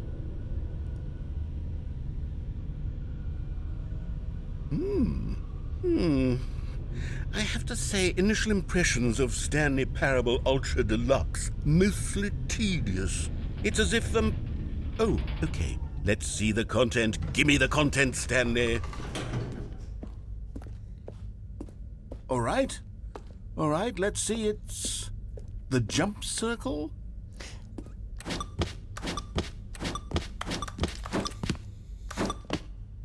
Not impressive. Yeah. Is that it? Surely that's not all the new content. There has to be something else, right? I don't know, maybe. Goodness, another elevator. Stanley, I have to say, initial impressions of this game are not positive. It's just elevators and jumping. Is this what passes for exciting new content? If this is new content, then I could just read you the whole dictionary. There's 20 hours of new content right there. Hell, I could count to 30 trillion. You could put that on the box. The Stanley Parable Ultra Deluxe, now with over 1,000 hours of new content. And oh, wait. There's more. Very good. Yes. I knew there had to be something else. Let's see it. I'm ready for whatever it is. Haha. That's it? Oh, you've got to be kidding me. You see, Stanley? This is what happens when greedy video game developers with no respect for their fanbase rush a cheap expansion to market for no reason other than to make an easy dollar. And don't get me started on the level of craftsmanship that's gone into it. In fact, I'm looking right now at the game's achievements, and it's hard to believe one of them actually says, "Test achievement, please ignore." What quality assurance department signed off on this? I'm infuriated and I'm offended, and I intend to find these people on Twitter and hold them personally accountable. Please don't. It's my fault, Stanley. I built up too much anticipation around the new content, I'm afraid. It could never have lived up to such expectations. If you're still with me, why don't we just reset the game, and we'll try to get back to what the Stanley Parable is really about. No frills, no gimmicks. Just you and me having a great time together like always. What do you say, friend?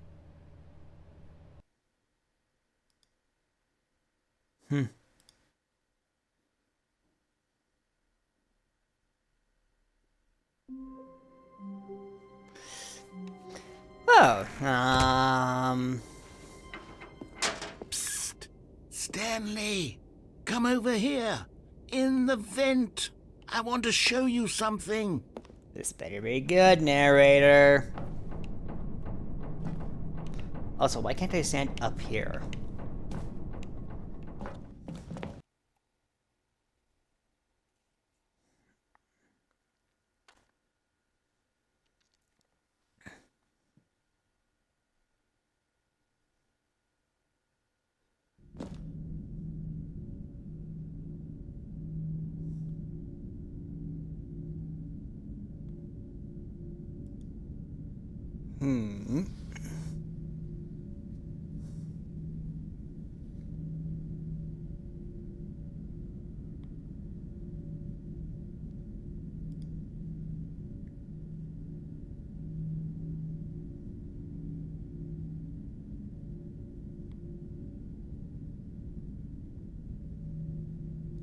Do.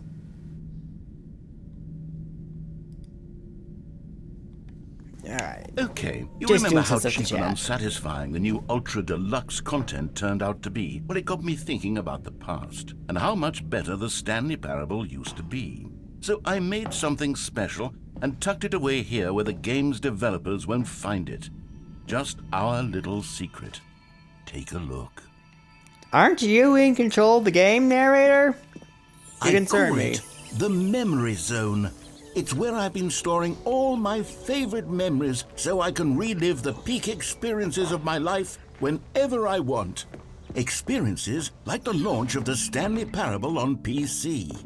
You see, Stanley, doesn't the memory zone remind you of how wonderful Stanley Parable was before it was sullied with a cheap Xbox port? Remember back in October of 2013 when the game originally launched? Back then, video games had integrity. Back then, it all meant something. Oh, the waste. I mean, in some ways they're still that way.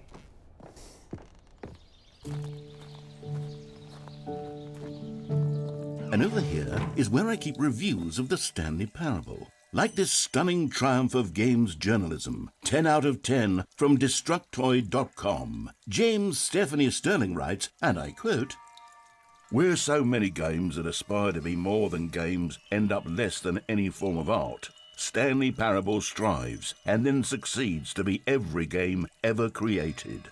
Did you hear that, Stanley? Every game ever created. That's how grand and all-encompassing the original Stanley Parable was.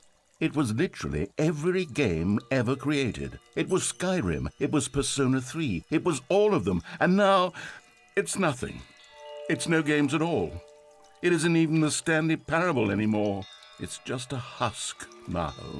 A lifeless husk with an hour of new elevator content. I mean, we've played Skyrim, and the Stanley Parable clearly is not Skyrim.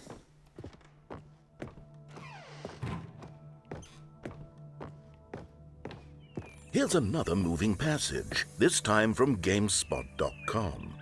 The Stanley Parable is both a richly stimulating commentary on the nature of choice in games and one that offers some of the most enjoyable, surprising, and rewarding choices I've ever been confronted with in a game. 9 out of 10. Don't you get it, Stanley? The game was perfect. It didn't need anything else. It didn't need new content. All they had to do was transport it in pristine condition along to the Xbox. Boom, done. And they couldn't even do that. Couldn't resist the urge to go meddling with a beloved franchise. I mean, if they had done that, then this would have been a considerably shorter game. Can I get through here? Oh, it's the serious room from the PC port. I can't show you it better because I can't cheat in the Xbox version, as far as I'm aware. These were simpler times, Stanley. But I wouldn't give to go back to have it all over again. Oh, what's Wait, this? hang on. I don't recall this part of the memory zone before. What's this? What's down here? I don't know, but we can't turn back because somebody closed the door on us. Oh no, oh God, no, Stanley. It's a collection of reviews from Pressurized Gas, the extremely popular online storefront for computer games. I haven't looked at these in years. I can't even imagine what's been collecting down here. Surely these reviews were glowing as well, weren't they? Get it? Because Steam is toxic. Honestly, I could not be bothered to play this game to full completion. The narrator is obnoxious and unfunny, with his humor and dialogue proving to be more irritating than entertaining. Unfunny! I'm not trying to be funny. I'm trying to make a Excuse me, serious I work was of art. reading that. I suppose I could write up a handful of gags to insert into the Stanley Parable, but the game is already such a densely layered web of profound philosophical insights that I can't even imagine where I'd have the room to stick them.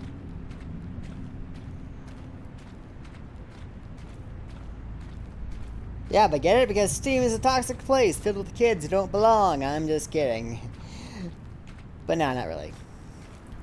Steam has a lot of toxic users. We can't change that. But look, there's a few good ones. Why can't you see the good reviews? Okay, let's see what this one says. While the idea for the game is good, for someone who prefers non-linear games, this preachiness gets annoying fast. Preachy? Stanley? I'm not preachy, am I? You can tell me if I'm preachy. Honestly, you can. Oh, goodness. This is actually quite shocking for me. Well, to be honest, I had always thought of the game's dialogue as being rather terse to begin with. You can't know how much fluff I cut from the game to get it to feel as light and airy as it... Well, I always thought it did. But maybe it wasn't. Oh dear. What an awful memory to have to hold on to. These black marks on my otherwise unimpeachable track record. I feel like a failure. Like I let these people down. Perhaps the Stanley Parable isn't quite as sterling as I always remembered.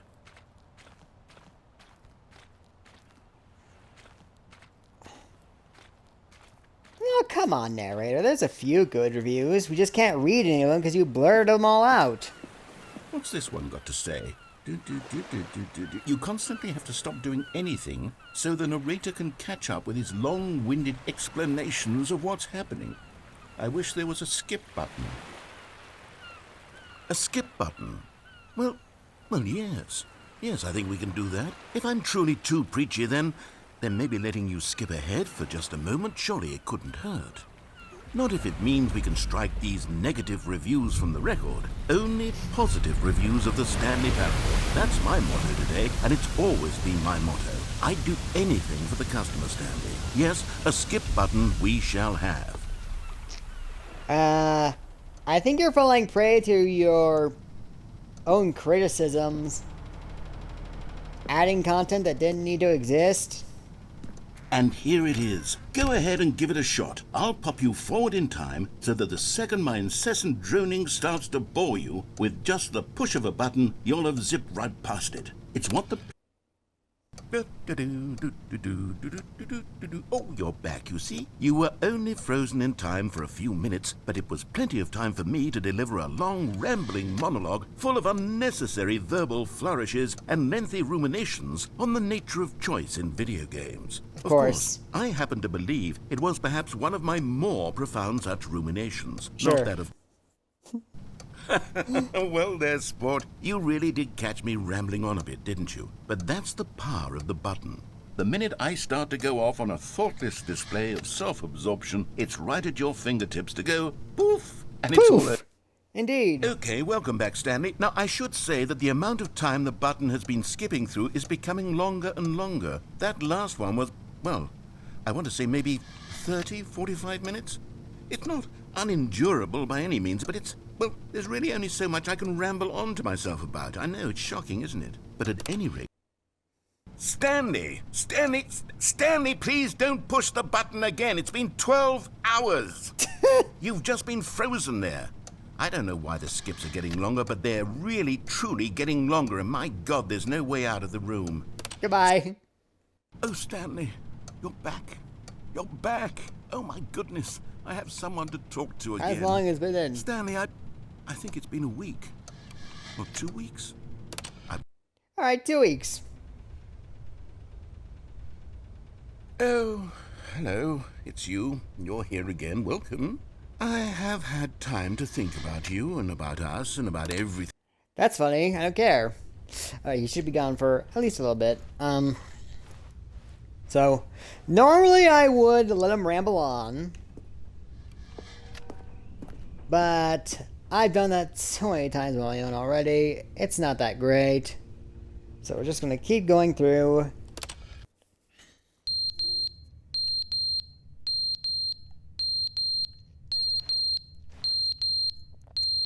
Ah, smoke alarm has a dead battery now, it would seem. But they didn't understand the game was never meant to be funny. It was meant to have a point. It was meant to speak to the human condition. But where are the jokes? Where are the jokes? They bemoaned, they screamed, they gnashed their teeth and said, entertain us. It wasn't...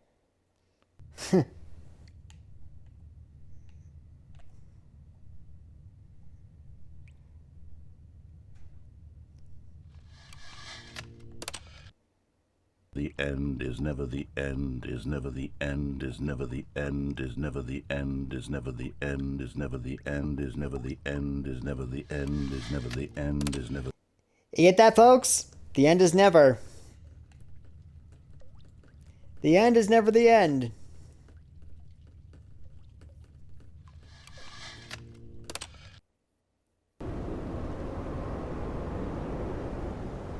And finally, the building starts to break down, which means it has to have been at least a few hundred years.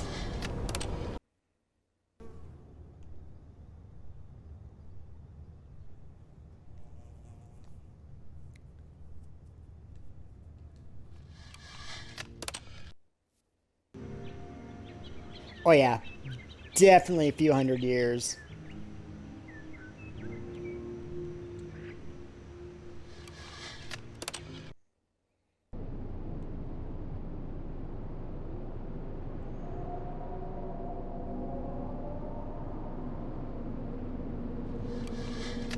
Spooky.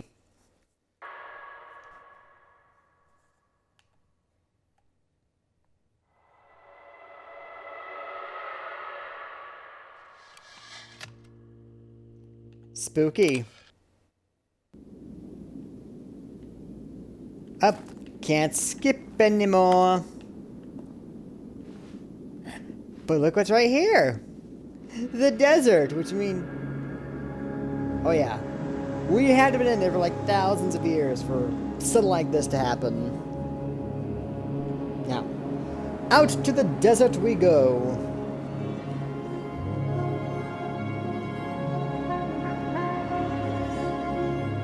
Finally free in an open world again.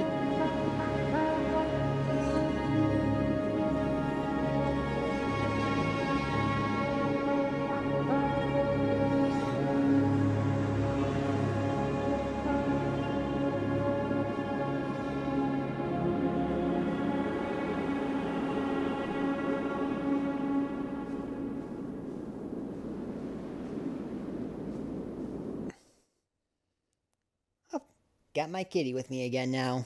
How you doing, Asta? Good kitty. Might as well show you what having a full input thing does.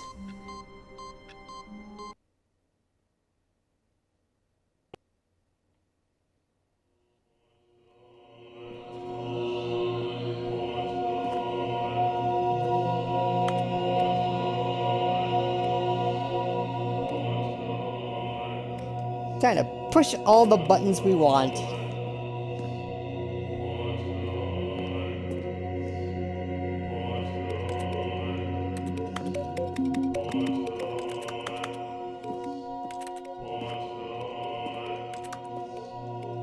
Yeah, this is pretty much all it is. It's just buttons for you to push.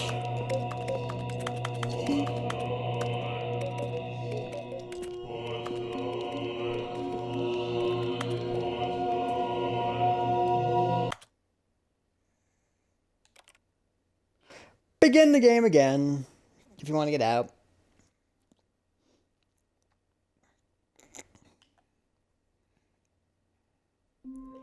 And you can go back anytime.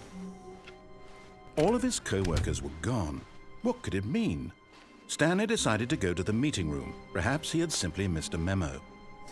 No choice in games, my ass. New content! New content indeed. Why do you need 2 plugs exactly? And it doesn't matter. Let's go. Oh, good. You noticed my sign. Yes, I have something very exciting to show you.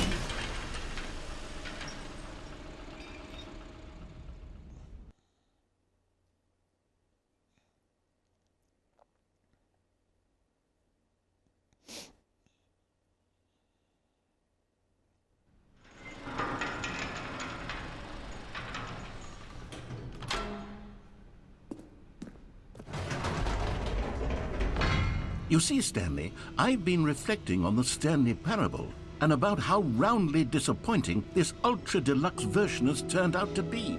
The original Stanley Parable was a landmark, and any new content for it should live up to that legacy. So forget this ultra deluxe nonsense. I say we take it one step even further. Which is why I'm very proud to announce for the first time ever, the Stanley Parable 2. You're just gonna straight up make a sequel? Even though there's nothing wrong with the first game? Yes, you see, isn't this far superior to a measly port with a few minor additions? Think of all the new territory we'll cover with a fully fledged sequel. An entirely new experience, built from the ground up. Why, there are so many possibilities. It could go in so many different directions. This is what fans have truly been asking for. It really isn't. Calling it the Stanley Parable 2 is just so much catchier than Ultra Deluxe, don't you think? Ultra Deluxe? What does it even mean? But the Stanley Parable 2, now that's an artistic statement right there. It's future-oriented. It screams progress and innovation and long-term franchising potential. Just makes me think that there's going to be so many more fun games that's going to be out and available to play with me being gone. And gone as in gone. Now, that goes for all of us. I haven't quite nailed down what exactly the Stanley Parable 2 is going to be, but let's take a look at some of the features I've been developing for it. I figure that if I can loosely organize a handful of interesting concepts, that surely the game will sort of naturally spring up around them. It'll all work itself out. Game development is much more of a fuzzy magic than anything scientific or logical, really. Sure, why not?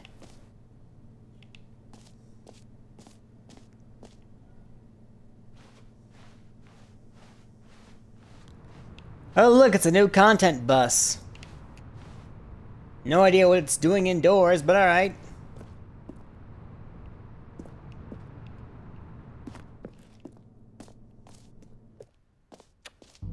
Here we are. Go on, try out some of the new features. this supposed to be a convention or something? Let's go to the hole.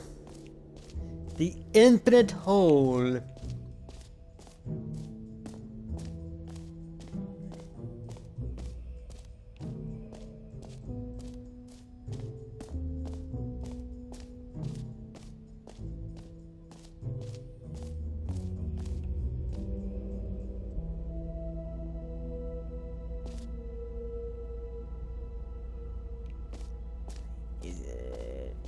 Yes, Stanley, we're here. here's an idea that I'm truly fond of. It's never been done before in a video game. This is, in fact, a hole that you can fall down forever. That's right. Infinite falling. You can fall until the end of time, if you like. A stunning leap forward for video games as a medium.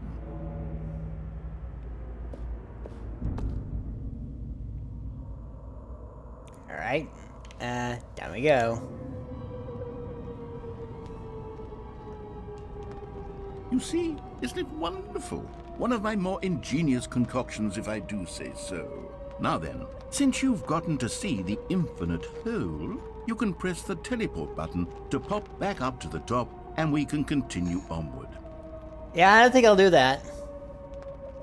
Now, I don't mean to be a bummer, but I do recommend you use the teleport button to go back to the top. Maybe do it on the sooner rather than later spectrum of things. Is there a reason why? Is this hole not infinite? Okay, Stanley, I don't know quite how to say this tactfully, but it's possible that I slightly exaggerated the infinite nature of the hole. Is it a very, very deep hole? To be certain it is. It's an extremely deep hole. I don't want anyone to say that it isn't an astonishingly deep hole. It is. Is it infinite? Well, that sort of depends on your definition of infinity. From one Endless. perspective, the infinite is merely philosophical in nature. It's more of a... Okay, well, good for you. You found the bottom of the hole. You found me out, Stanley. I'm a liar and a cheat, and you're so clever. Look, I think the issue here is just that you're unusually fascinated by falling. What normal person actually wants to fall infinitely? I figured the hole was as deep as anyone would actually need. Don't you put this on me. Maybe you're the problem.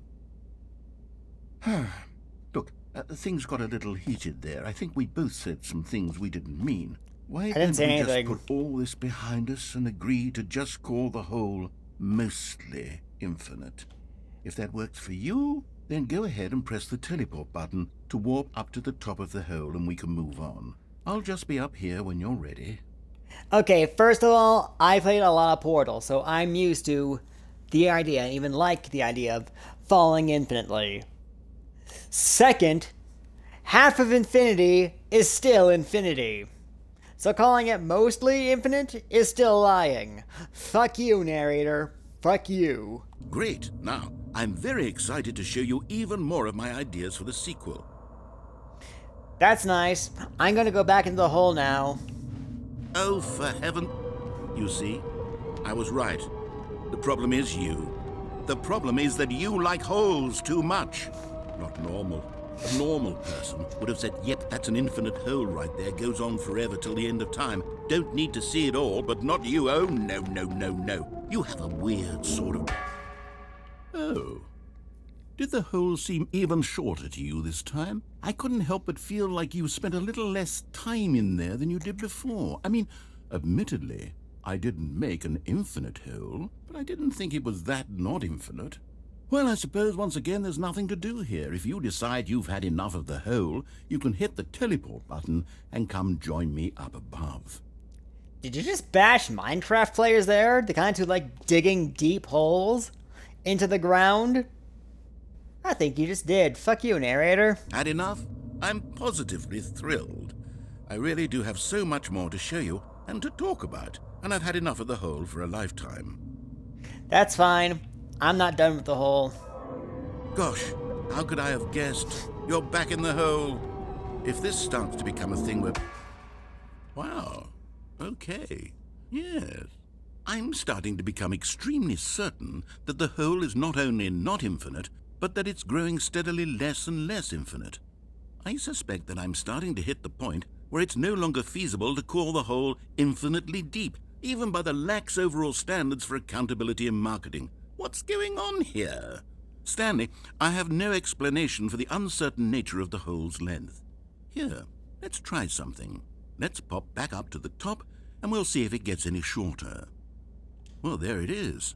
The shame of my lie has come to haunt me. Not only is the hole not infinite, but it's barely even a hole at this point. It's more of a concavity, or even a very aggressive divot. Well, you know the drill, folks. Back into the divot.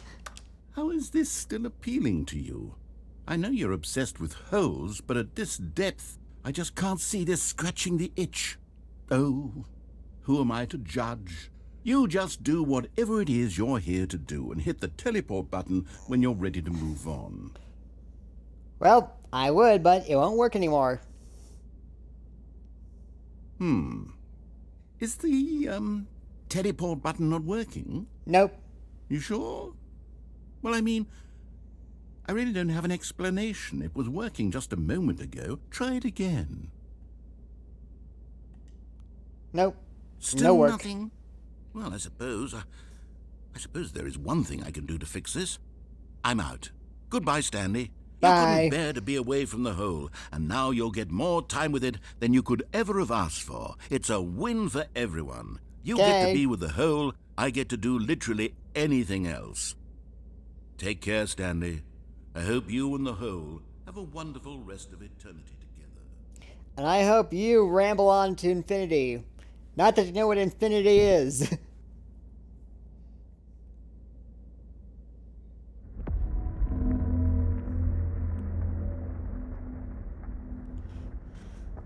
Something's happening.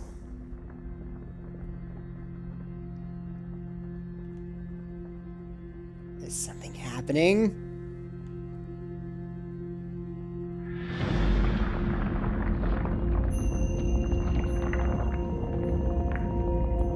We're going down. Now the hole might actually reach that crazy ass depth.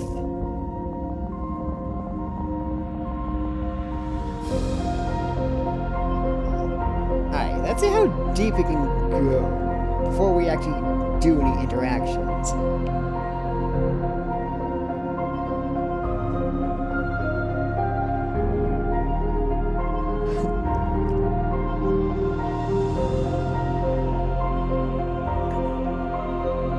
I know, we're not gonna do anything yet.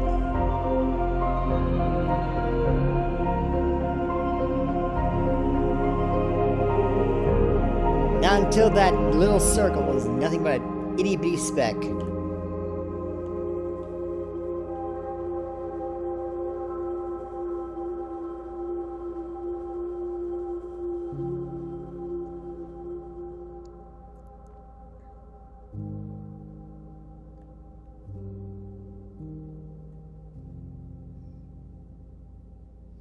And it's getting there, slowly but surely. Come on.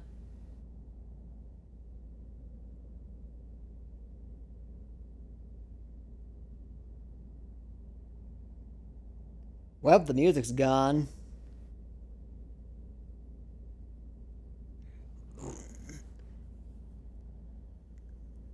But is this circle actually... Are we still going down further? It's hard to tell.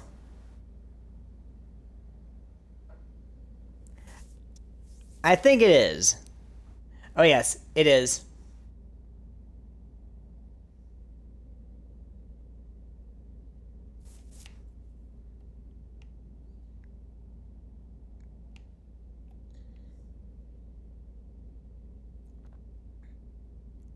Actually, I think it's done doing it.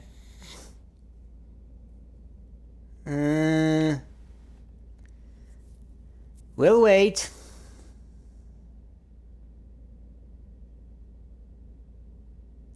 Just a tiny bit longer.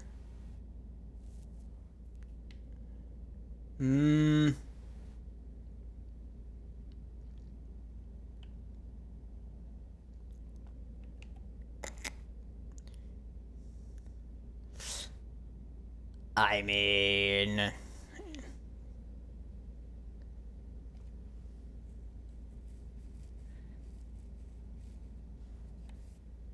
Yeah, I think it actually is getting smaller. Not until it actually becomes an actual speck on my TV screen will I consider changing my perspective.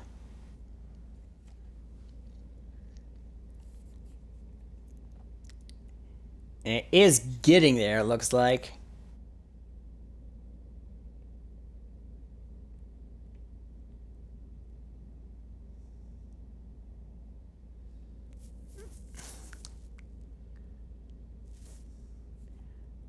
Slowly but surely.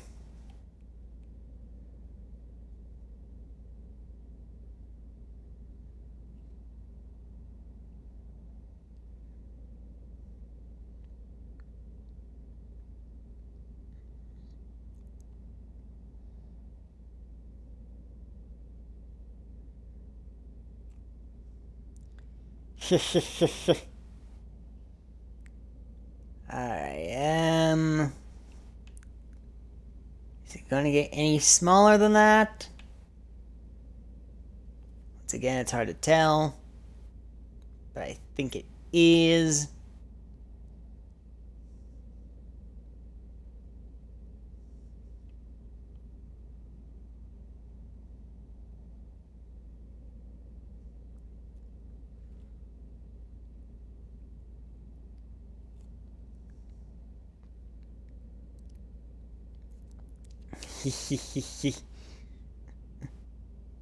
I just like how I've been standing here for like more than 5 minutes. Just waiting for the hole, the entrance of the hole to get itty bitty tiny.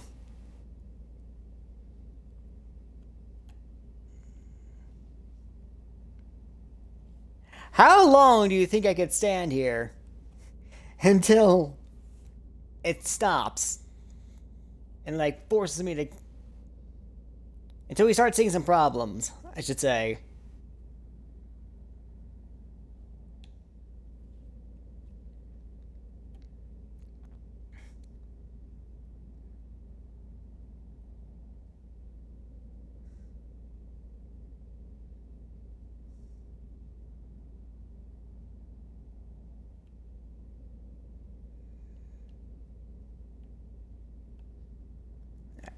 Uh...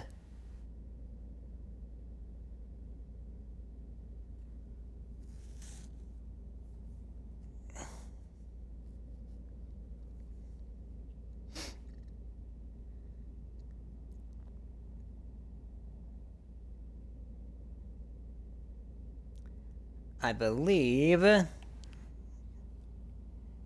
as small as it's really gonna get. I mean, it could get smaller, but I want to do some perspective stuff.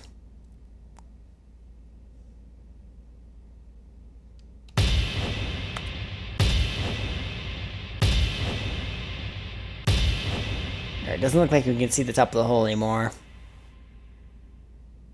So...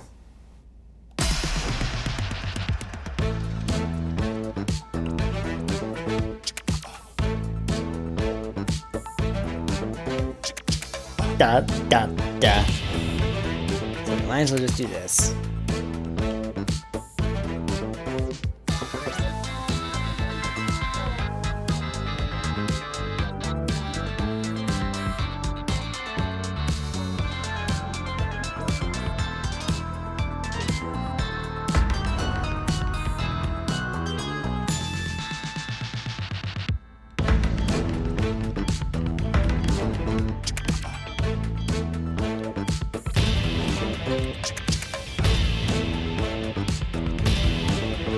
There we go.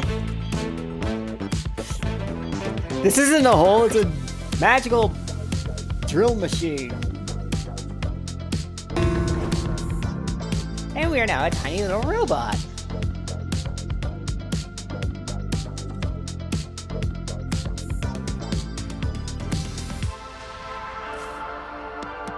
We're rectangular astronaut. I don't know.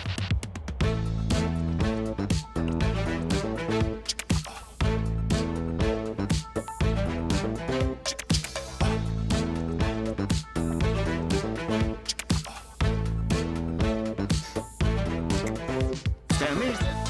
Stanley! Stanley! Oh, good, you're awake. It seems you had sort of dozed off there, drifting away into dreamland. But we can't have that, Stanley, because this hole is just so darn fascinating that I want you to be wide awake for every second of it. You don't want to miss a single moment. So how about if I just pop in from time to time and wake you up to keep you really, truly focused on the hole? From the looks of things, you and I will have many, many years here in this hole, and I'm looking forward to all of them. Stay alert, Stanley. I'll be back. Toodle. Well, looks like I found a way to waste the narrator's time yet again. He's just gonna come back and remind me of this hole. Oh wait, no, he's gonna get me out of it. Never mind.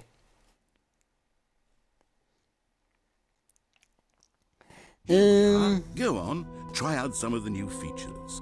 I don't want to try the new features. I want to go back in the hole. The hole that you very much ruined for me.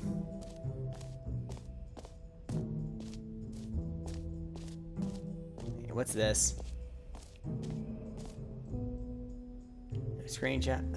Oh, this is that weird balloon thingy, I think. Can I go back to the hole, please?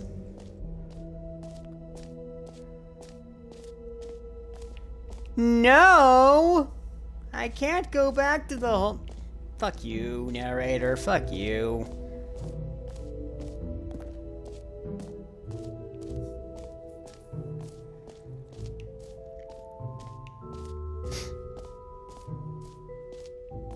Okay, I'll be honest, I haven't yet decided on this one. I think that in the new version, the office could use a bit of decoration, like balloons. But I'm undecided on Get Well Someday and Happy 12th Birthday. Which would you go with? Well, I kind of know what happens, so I'm gonna go with Happy 12th Birthday, Step Niece. You know, sometimes when you solicit another person's opinion, it makes you realize that you knew which one you actually really wanted all along. Get Well Someday it is. Ha! Joke's on you. That's the one I wanted.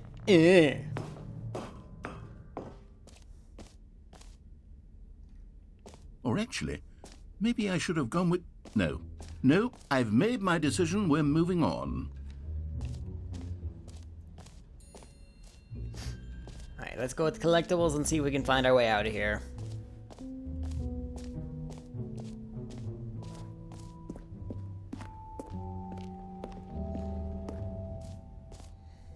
Ah, collectibles.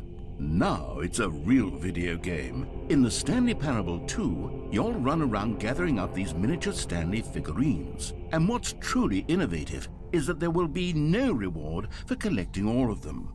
I don't want to stifle the intrinsic joy of watching a number go up. You simply collect all of them, and then you move the hell on with your unremarkable life. Yeah, you know, pretty just jabbing fun at people who God, it really only is do the things worst for when the you collect fun of it. everything in a video Hating game, challenge and then they give you a and big unlocking fancy stuff. reward for it. Absolutely tragic.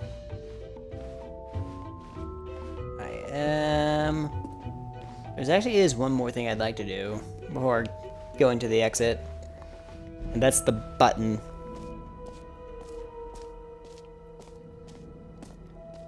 Yes, I know the achievement thing is here, but that doesn't even work, so... Yeah, spoiler. For the Stanley Parable 2, I asked myself, what do players really want? And of course, the first and most obvious answer is that they want to be individually recognized and validated as people. So with that in mind, my first addition to the game is this button which speaks the name of the person playing the game. Isn't that wonderful? Alright, let's see if you get it right. Jim. Sorry, No. I should have clarified. Right now, the button only says the name Jim. But of course, in the final game, this button will say your name, whatever name that is. Here, let's have you role-play as Jim to really simulate the full experience of this feature. Just play along. I promise you'll love it. Okay, But Jim here we is go. not my... Let's take a deep breath, clear your mind, forget whoever you are, and simply become a person named Jim. I don't want want to you become... to imagine yourself living as Jim, sleeping and waking as Jim, falling in love and being heartbroken as Jim, seizing all of the world's possibilities as Jim, and as Jim watching your dreams crumble into dust. Do you feel it deeply? Are you really, truly Jim right now? If so, then please step forward and press the button. Jim... narrator, is your name Jim by any chance? Jim. Yes! You see? What a thrill! What a rush! That was you! The button described you. Do it again. Do it again. Jim. Ooh, it hits even harder the second time. If this were the only new feature in the Stanley Parable 2, it would still be worth the money. Let's take a break from the Jim button. I'm too emotionally drained from all of this personal validation. Why? Is it your name? Whoa there, cowboy. Sometimes a person can be too much Jim. I'm putting the Jim button away. Otherwise, soon you'll start to lose all sense of who you actually are. Jim. Well, why? Jim is your name after all, right, narrator? Or am I wrong? Why else did you pick Jim?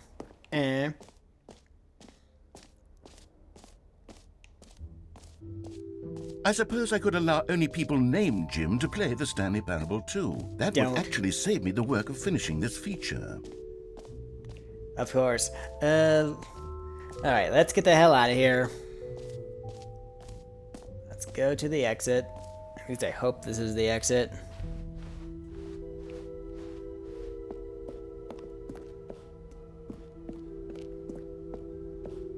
Oh, goodness, Stanley, this is fairly awkward. I hate to do this, but before you leave, you really should go to the bucket exhibit. You see, there's a surprise I was going to spring on you later, and it involves the bucket. And I really do hate to break the illusion, but it's important that you go see the bucket, okay? All right, I'll get out of your hair now. Alright, fine, I'll take the bucket. The reassurance bucket. I'm not sure what this bucket is supposed to reassure me. What, A it's going to common reassure... complaint of the Stanley Parable was that it was confusing and paradoxical, that it engendered a chaotic sense of reckless despair in those who played it. Well, I'm happy to say that after much consideration, I've engineered a clever solution to this fundamental problem with the game. It's the Stanley Parable Reassurance Bucket. You see, Stanley, anytime you're holding the bucket, a sense of calm and ease will fill your mind and your heart. It's true. As long as you hold on to the bucket, the many disorienting contradictions of the Stanley Parable will feel perfectly normal and perhaps even comforting. You may even come to long for the gentle embrace of jarring cognitive dissonance while the bucket is in your arms. And to I be doubt it. honest, it's a much more convenient solution for me than actually redesigning the game to be less uncomfortable. Can you imagine what a pain in the ass that would be? Yes, the bucket is the perfect solution. Come on, give it a try. Can you feel it? The glow of comfort, even in the face of crushing despair, must already be sweeping through your body. And in fact, can I say that I do believe the bucket lends you an air of charisma as well? I think that just holding it has made you the slightest bit more attractive as a person. The benefits of the bucket seem to go on, don't they? All this and more await you in the Stanley Parable 2. Wait, you did say it was fat and ugly and attracted to hooker. Does anyone give out awards for most enjoyable bucket in a video game? That really should be an award if it isn't already. Well, you did say it was fat and ugly and addicted to hookers and drugs. So if that's true, then you're just insulting me even more by saying I look more attractive with a bucket in my hands.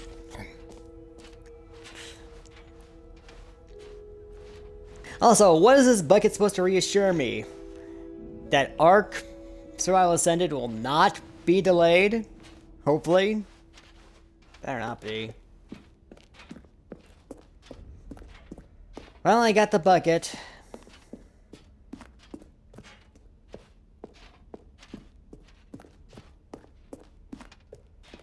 It's probably the only thing that really matters in this game is that bucket. So, Stanley, what do you think? Do you like all of the new features? No. Yes, I know it's not exactly clear yet how exactly these features will come together as one single coherent video game, but I can feel it in my soul. It's going to work. There's definitely a good game in there somewhere. Say, let's do an experiment. I'll arrange these new features together, and we'll see whether or not it coheres into a meaningful gameplay experience. Okay. Are you ready? Here it is. I give you the Stanley Parable 2.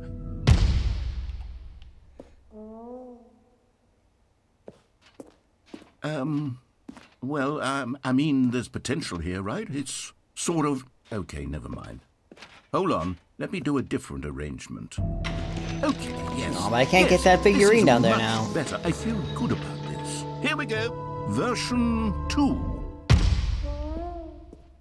Who am I kidding, Stanley? This isn't a coherent video game at all. It's a lot of gags. And I do very much enjoy creating gags, but they don't add up to anything. I wanted more than anything to create a sequel that would capture all the magic of the first game. I wanted fans to love it. No matter how good these gags are, they won't stand on their own. They would need the structure and the gameplay of the original. Wait, maybe that's it. I can take the original Stanley Parable and simply, well, insert a few of my new features into it. Tastefully, of course. With respect. With care for the vision and integrity of the original game. Would it possibly work? I suppose it could. But it would need a really, really tremendous title screen. A title screen that says with bold and uncompromising conviction, "This is the Stanley Parable 2. Let me see if I can whip something up. All right, perfect. Go ahead. Take a look. Didn't you say that would go against your narrative before? Never mind. It's not like you have any integrity as a narrator.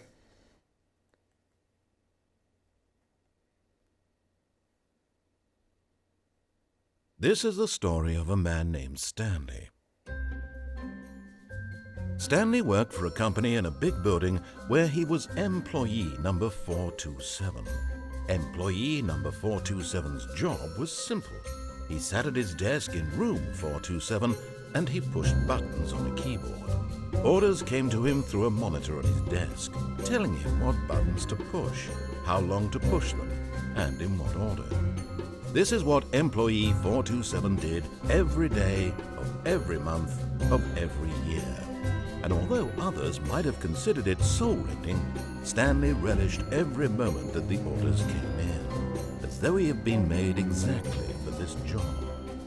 And Stanley was happy. And then one day, something very peculiar happened. Something that would forever change Stanley. Something he would never quite forget. He had been at his desk for nearly an hour when he realized that not one single order had arrived on the monitor for him to follow. No one had showed up to give him instructions, call a meeting, or even say hi. Never in all his years at the company had this happened, this complete isolation. Something was very clearly wrong. Shocked, frozen solid, Stanley found himself unable to move for the longest time. But as he came to his wits and regained his senses, he got up from his desk and stepped out of his office. That intro is completely ruined with the awaiting input screen right there. I can't talk for some reason. All but of his co-workers were gone. What could it mean? Stanley decided to go to the meeting room. Perhaps he had simply missed a memo. Stanley picked up the bucket. Can I please go back in? No, I can't go back to my office.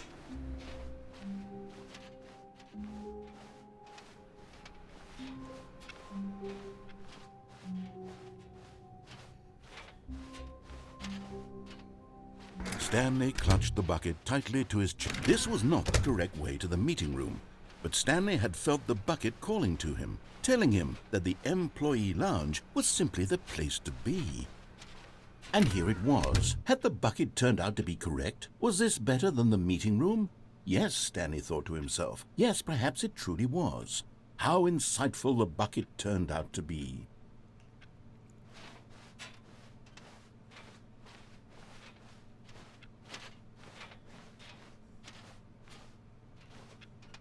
Truly, being here with the bucket was a grand adventure. Stanley reflected on all they'd been through together. First, walking through the door on the right, then walking to the lounge, then arriving at the lounge. What a thrilling journey the bucket had inspired. I mean, you're not wrong. New dialogue. Perhaps this was where the bucket felt most truly at home, here in the employee lounge. Perhaps it's the only place a bucket can even feel at home. Okay.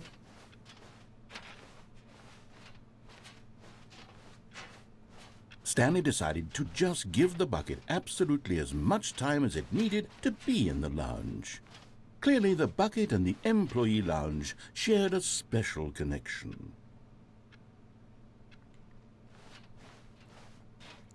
Is it done?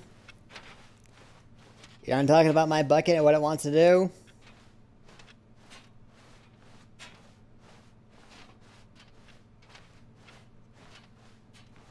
I'm going to guess yes.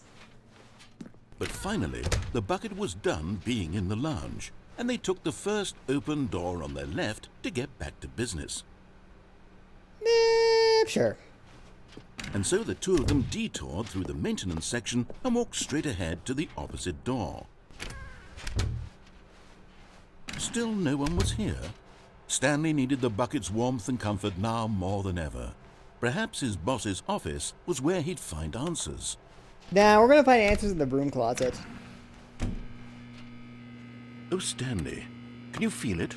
The broom closet. It wants the bucket.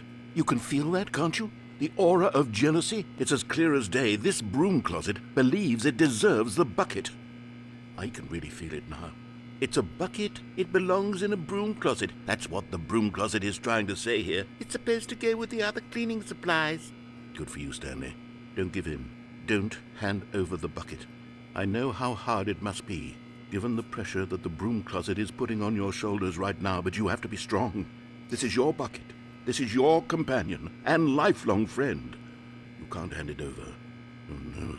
We're getting into name-calling now, it seems. Is this how low the broom closet has sunk, that it has to resort to this stream of petty insults simply in order to get you to hand over the bucket? Stanley, I never liked this broom closet for a variety of reasons, but even this is worse than I had imagined. And wait, now the broom closet has the gall to imply that you and the bucket are not truly deep and lasting friends? That your relationship is purely superficial and convenient? That your life is so banal and meaningless that you'd feel the same sort of kinship towards any inanimate object which happened to lay in your path in an even partially enticing manner? Well, I never. Go on, Stanley. Lay into it. Really tell the broom closet off for its demeaning comments. Expand on the wide variety of experiences you and the bucket have shared together. Go through each of them point by point. Share your journal entries detailing the rich emotional landscape of your feelings for the bucket as they have changed and evolved over the years. Let him have it. I feel like you're the one insulting me still, narrator.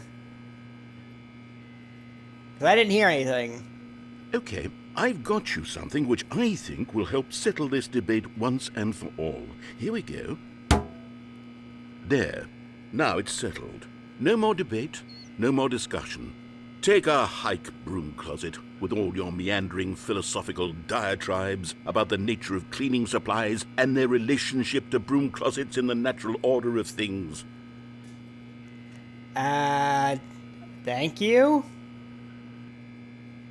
All right, I've got a second sticker back here, and I'm going to slap it on as well because I think it's appropriate. You see? I feel that it works because the sticker is also a bucket. That way, if you're ever unsure whether the thing you're holding is a bucket or not, you can look down at this sticker and say to yourself, ah, it's a bucket. There really is a wide variety of applications for this sticker. Okay. You know what? I could take the name-calling and the dismissal of your kinship with the bucket, but now the broom closet is just giving us the silent treatment. And to be honest, I'm sick of the pettiness on display. You can stay here all you like, but I've had it with this impetulant room of cleaning supplies. Easily the most childish such room I've ever been in. I'll see you outside, and we can get on with the story about you and your bucket. The broom closet never said anything at all. I think the narrator's starting to lose it. All over a bucket, no less. And a broom closet. Broom closet, I'm very sorry, but the narrator is insane. I don't know why I'm talking to a room that's not even real, but I'm sorry. Coming to a staircase, Stanley and the bucket walked upstairs to the boss's office. Do I need to? Actually...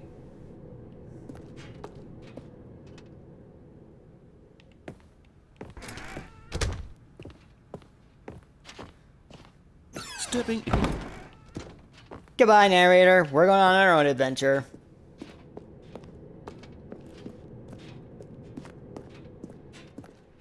Broom closet. The narrator can no longer bother us. But we can't stay here long.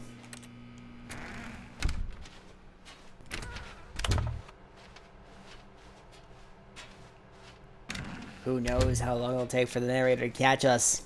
Come, bucket! We must leave this place for good.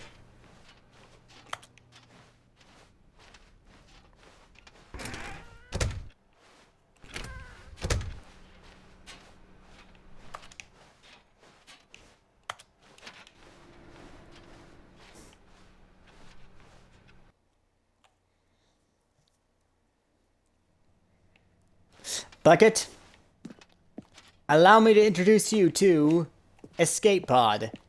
Oh, we can't go that way? Boo.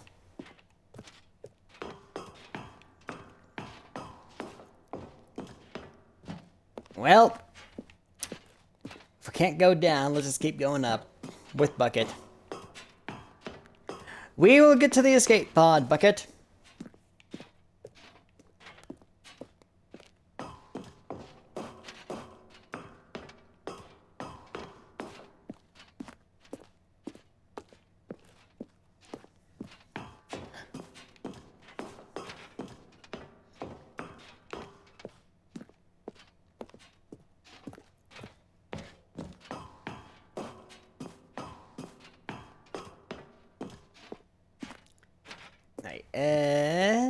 Just one more floor and we shall be where the escape pod is. That's what I like about Ultra Deluxe, is that half the new endings are just about a bucket. Actually, more than that even.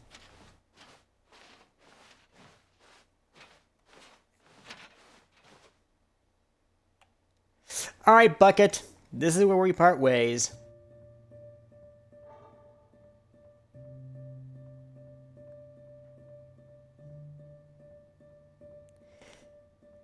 Everything still looks like it's straight out of Gary's mod. Or Half-Life, or something.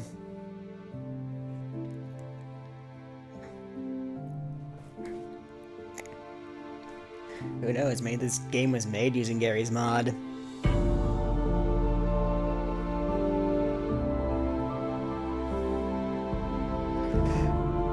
Goodbye, Bucket!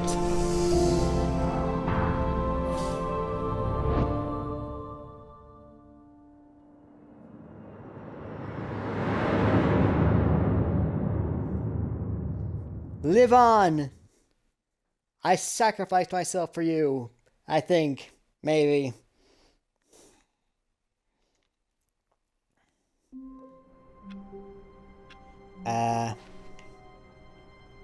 All of his co-workers were gone. What could it mean? Stanley decided to go to the meeting room. Perhaps he had simply missed a memo. I'll miss you, Bucket. When Stanley came to a set of 2 open doors, he entered the door on his left. This was not the correct way to the meeting room, and Stanley knew it perfectly well. Perhaps he wanted to stop by the employee lounge first, just to admire it. And here it was, the lounge. What a room, Stanley thought to himself. What a room, what a room, what a room. This is what Stanley thought. What a room. What a room, what a room. What a room. Va-va-voom. What a room. But eager to get back to business, Stanley took the first open door on his left. Stanley was so bad at following directions, it's incredible he wasn't fired years ago. Just take me to the other Look, side. Stanley, I think perhaps we've gotten off on the wrong foot here. I'm not your enemy, really, I'm not. I look, realize that Stanley investing figurine your over there. trust in someone else can be difficult, but the fact is that the story has been about nothing but you all this time. There's someone you've been neglecting, Stanley. Someone you've forgotten about. Please, stop trying to make every decision by yourself. Now, I'm not asking for me, I'm asking for her. This is it, Stanley. Your chance to redeem yourself. To put your work aside, to let her back into your life. She's been waiting. That's her, Stanley. You need to be the one to do this, to reach out to her. If you can truly place your faith in another, then pick up the phone. No. I'm actually going to be ending the stream soon, so I think we're going to be doing it on a high note-ish. As Stanley picked up the phone, a white light engulfed him, filling him not just with radiance, but with hope. Hope for a life reunited one... Wait. Oh, goodness. Stanley, did you just unplug the phone? No, that wasn't supposed to be a choice. How did you do that? You actually chose incorrectly? I didn't even know that was possible. Let me double-check. No, it's definitely here, clear as day. Stanley picks up the phone. He's taken to his apartment where he finds his wife, and the two pledge themselves to one another. Music comes in, fade to white, roll credits. Not picking up the phone is actually somehow an incorrect course of action. How is that even possible? None of these decisions were supposed to mean anything. I don't understand. How on earth are you making meaningful choices? What did you... Wait a second. Did I just see... No, that's not possible. I can't believe it. How had I not noticed it sooner? You're not Stanley. You're a real person. How are you now just noticing I that? can't believe I was so mistaken. This is why you've been able to make correct and incorrect choices. And to think I've been letting you run around in this game for so long. If you'd made any more wrong choices, you might have negated it entirely. It's as though you completely ignored even the most basic safety protocol for real-world decision-making. Or did you not grasp the severity of the situation? Well, I won't have that kind of risk on my watch. I'm going to stop the game for a moment so we can educate you properly on safe decision-making in the real world. Please observe this helpful instructional video. I mean, I'm an ARK player, so I know how to do it. I just don't It's care. the best part of being a real person. But I if am real. used incorrectly, can also be the most dangerous. For example, in this scenario, a hypothetical real person named Rupert has a choice. He could invent a machine that eliminates food shortages across the world to make life better for all people. Or he could spend years of hard work forgetting how to read.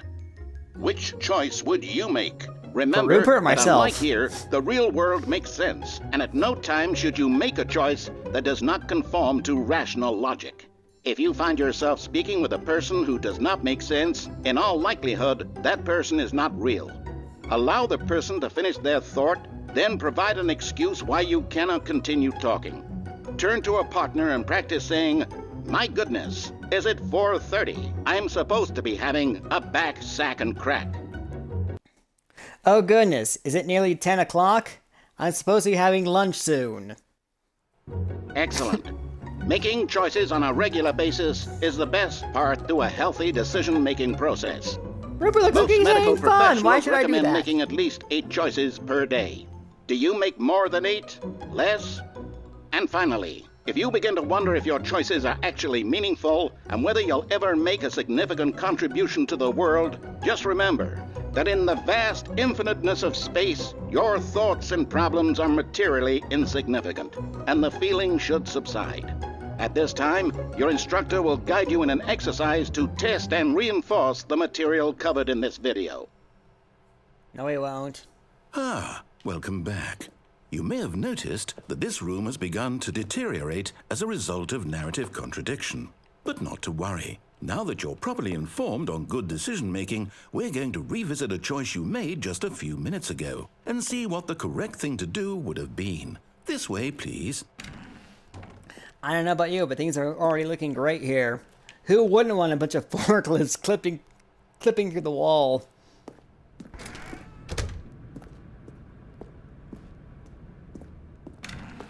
And all these fences, all these fences. I wanted to fall down, but I can't now anymore. Now that we know your choices are meaningful, we can't have you jumping off the platform and dying. Imagine the main character dying senselessly halfway through the story. That story would make no sense at all. We Tell just that to need to many get you anime home out as soon there. as possible before the narrative contradiction gets any worse. Unfortunately, it seems this place is not well equipped to deal with reality. Tell that to Dragon Ball Z. Oh, wait, of course we can't just get down there anymore because someone had to put all these freaking fences here. Thanks, narrator. You took away my choices.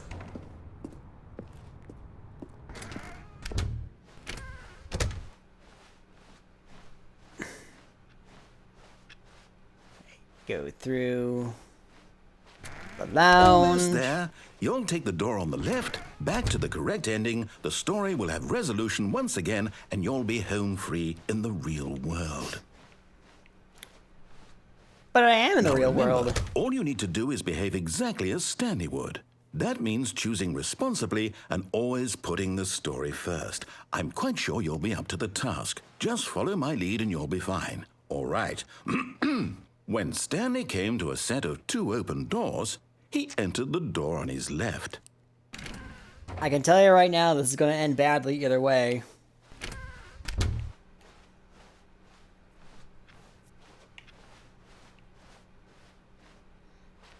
Yet there was not a single person here either.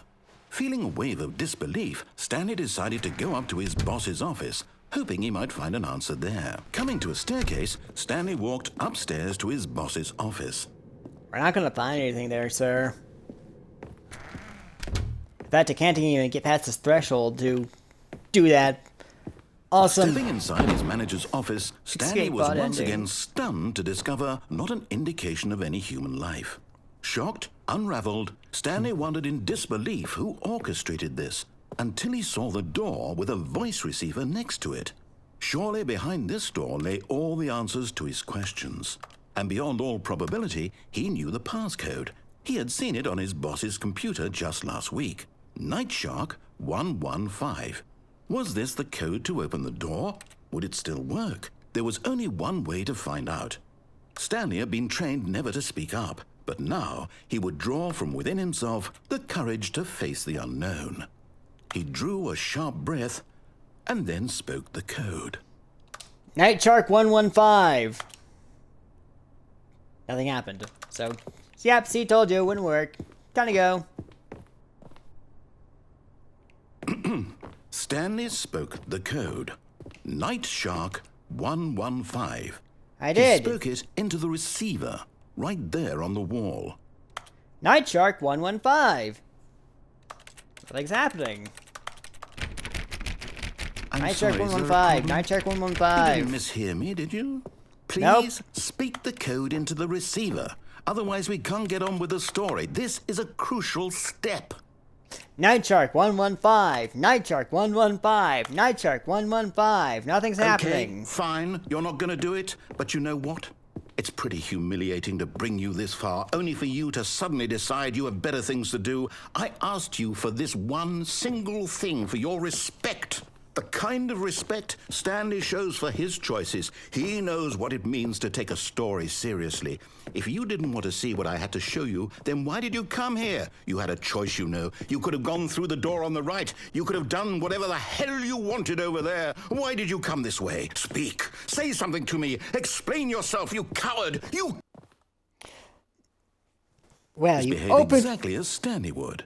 That means choosing responsibly and always putting the story first. I'm quite sure you'll be up to the task. Just follow my lead and you'll be fine. All right. When Stanley came to a set of 2 open doors, he entered the door on his left. Why didn't you just open the door for me then? Why, narrator? Come on. Answer me, you. See what I did there? I just imitated you, Mr. Narrator. I'm going to the right. Fuck you. No! Why did you do that? Quickly, hurry back in the other direction. Perhaps we're not too late. I want to have a filing cabinet like this. That's practically disorienting on itself. And what about a chair that's clipping into the wall? I want this kind of furniture. I want a filing cabinet that's broken and also clipping into the wall. I want a door that's clipping in on itself.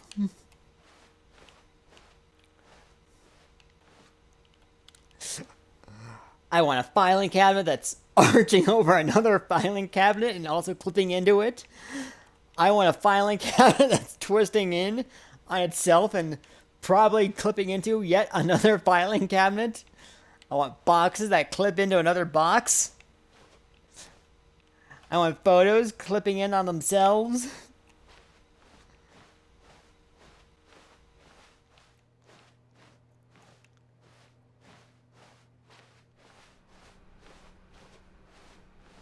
And above all, I want chairs that clip into the floor. I can't believe, after everything we talked about, that my story, you've destroyed my work. Why? For what? What did you get out of that? What did you think was so special about seeing the game undone, left here like so much garbage? It's worthless now. And what am I supposed to do? Even if there were a way to continue, would it be worth it? To know that my story is now incorrect? How can I go back to that? I can't erase that knowledge. I'll have to live with it forever, reliving its impossibility forever. I couldn't live that way. Is it better to shut the game down entirely? To willingly destroy all of my work? I don't know. What's the answer? What do I do? What do I do? What do I... No, I have to. I have to shut the game down. I have to. I have to. Oh, don't do that. We're going to be missing all these chairs clipping in on themselves and into the floor.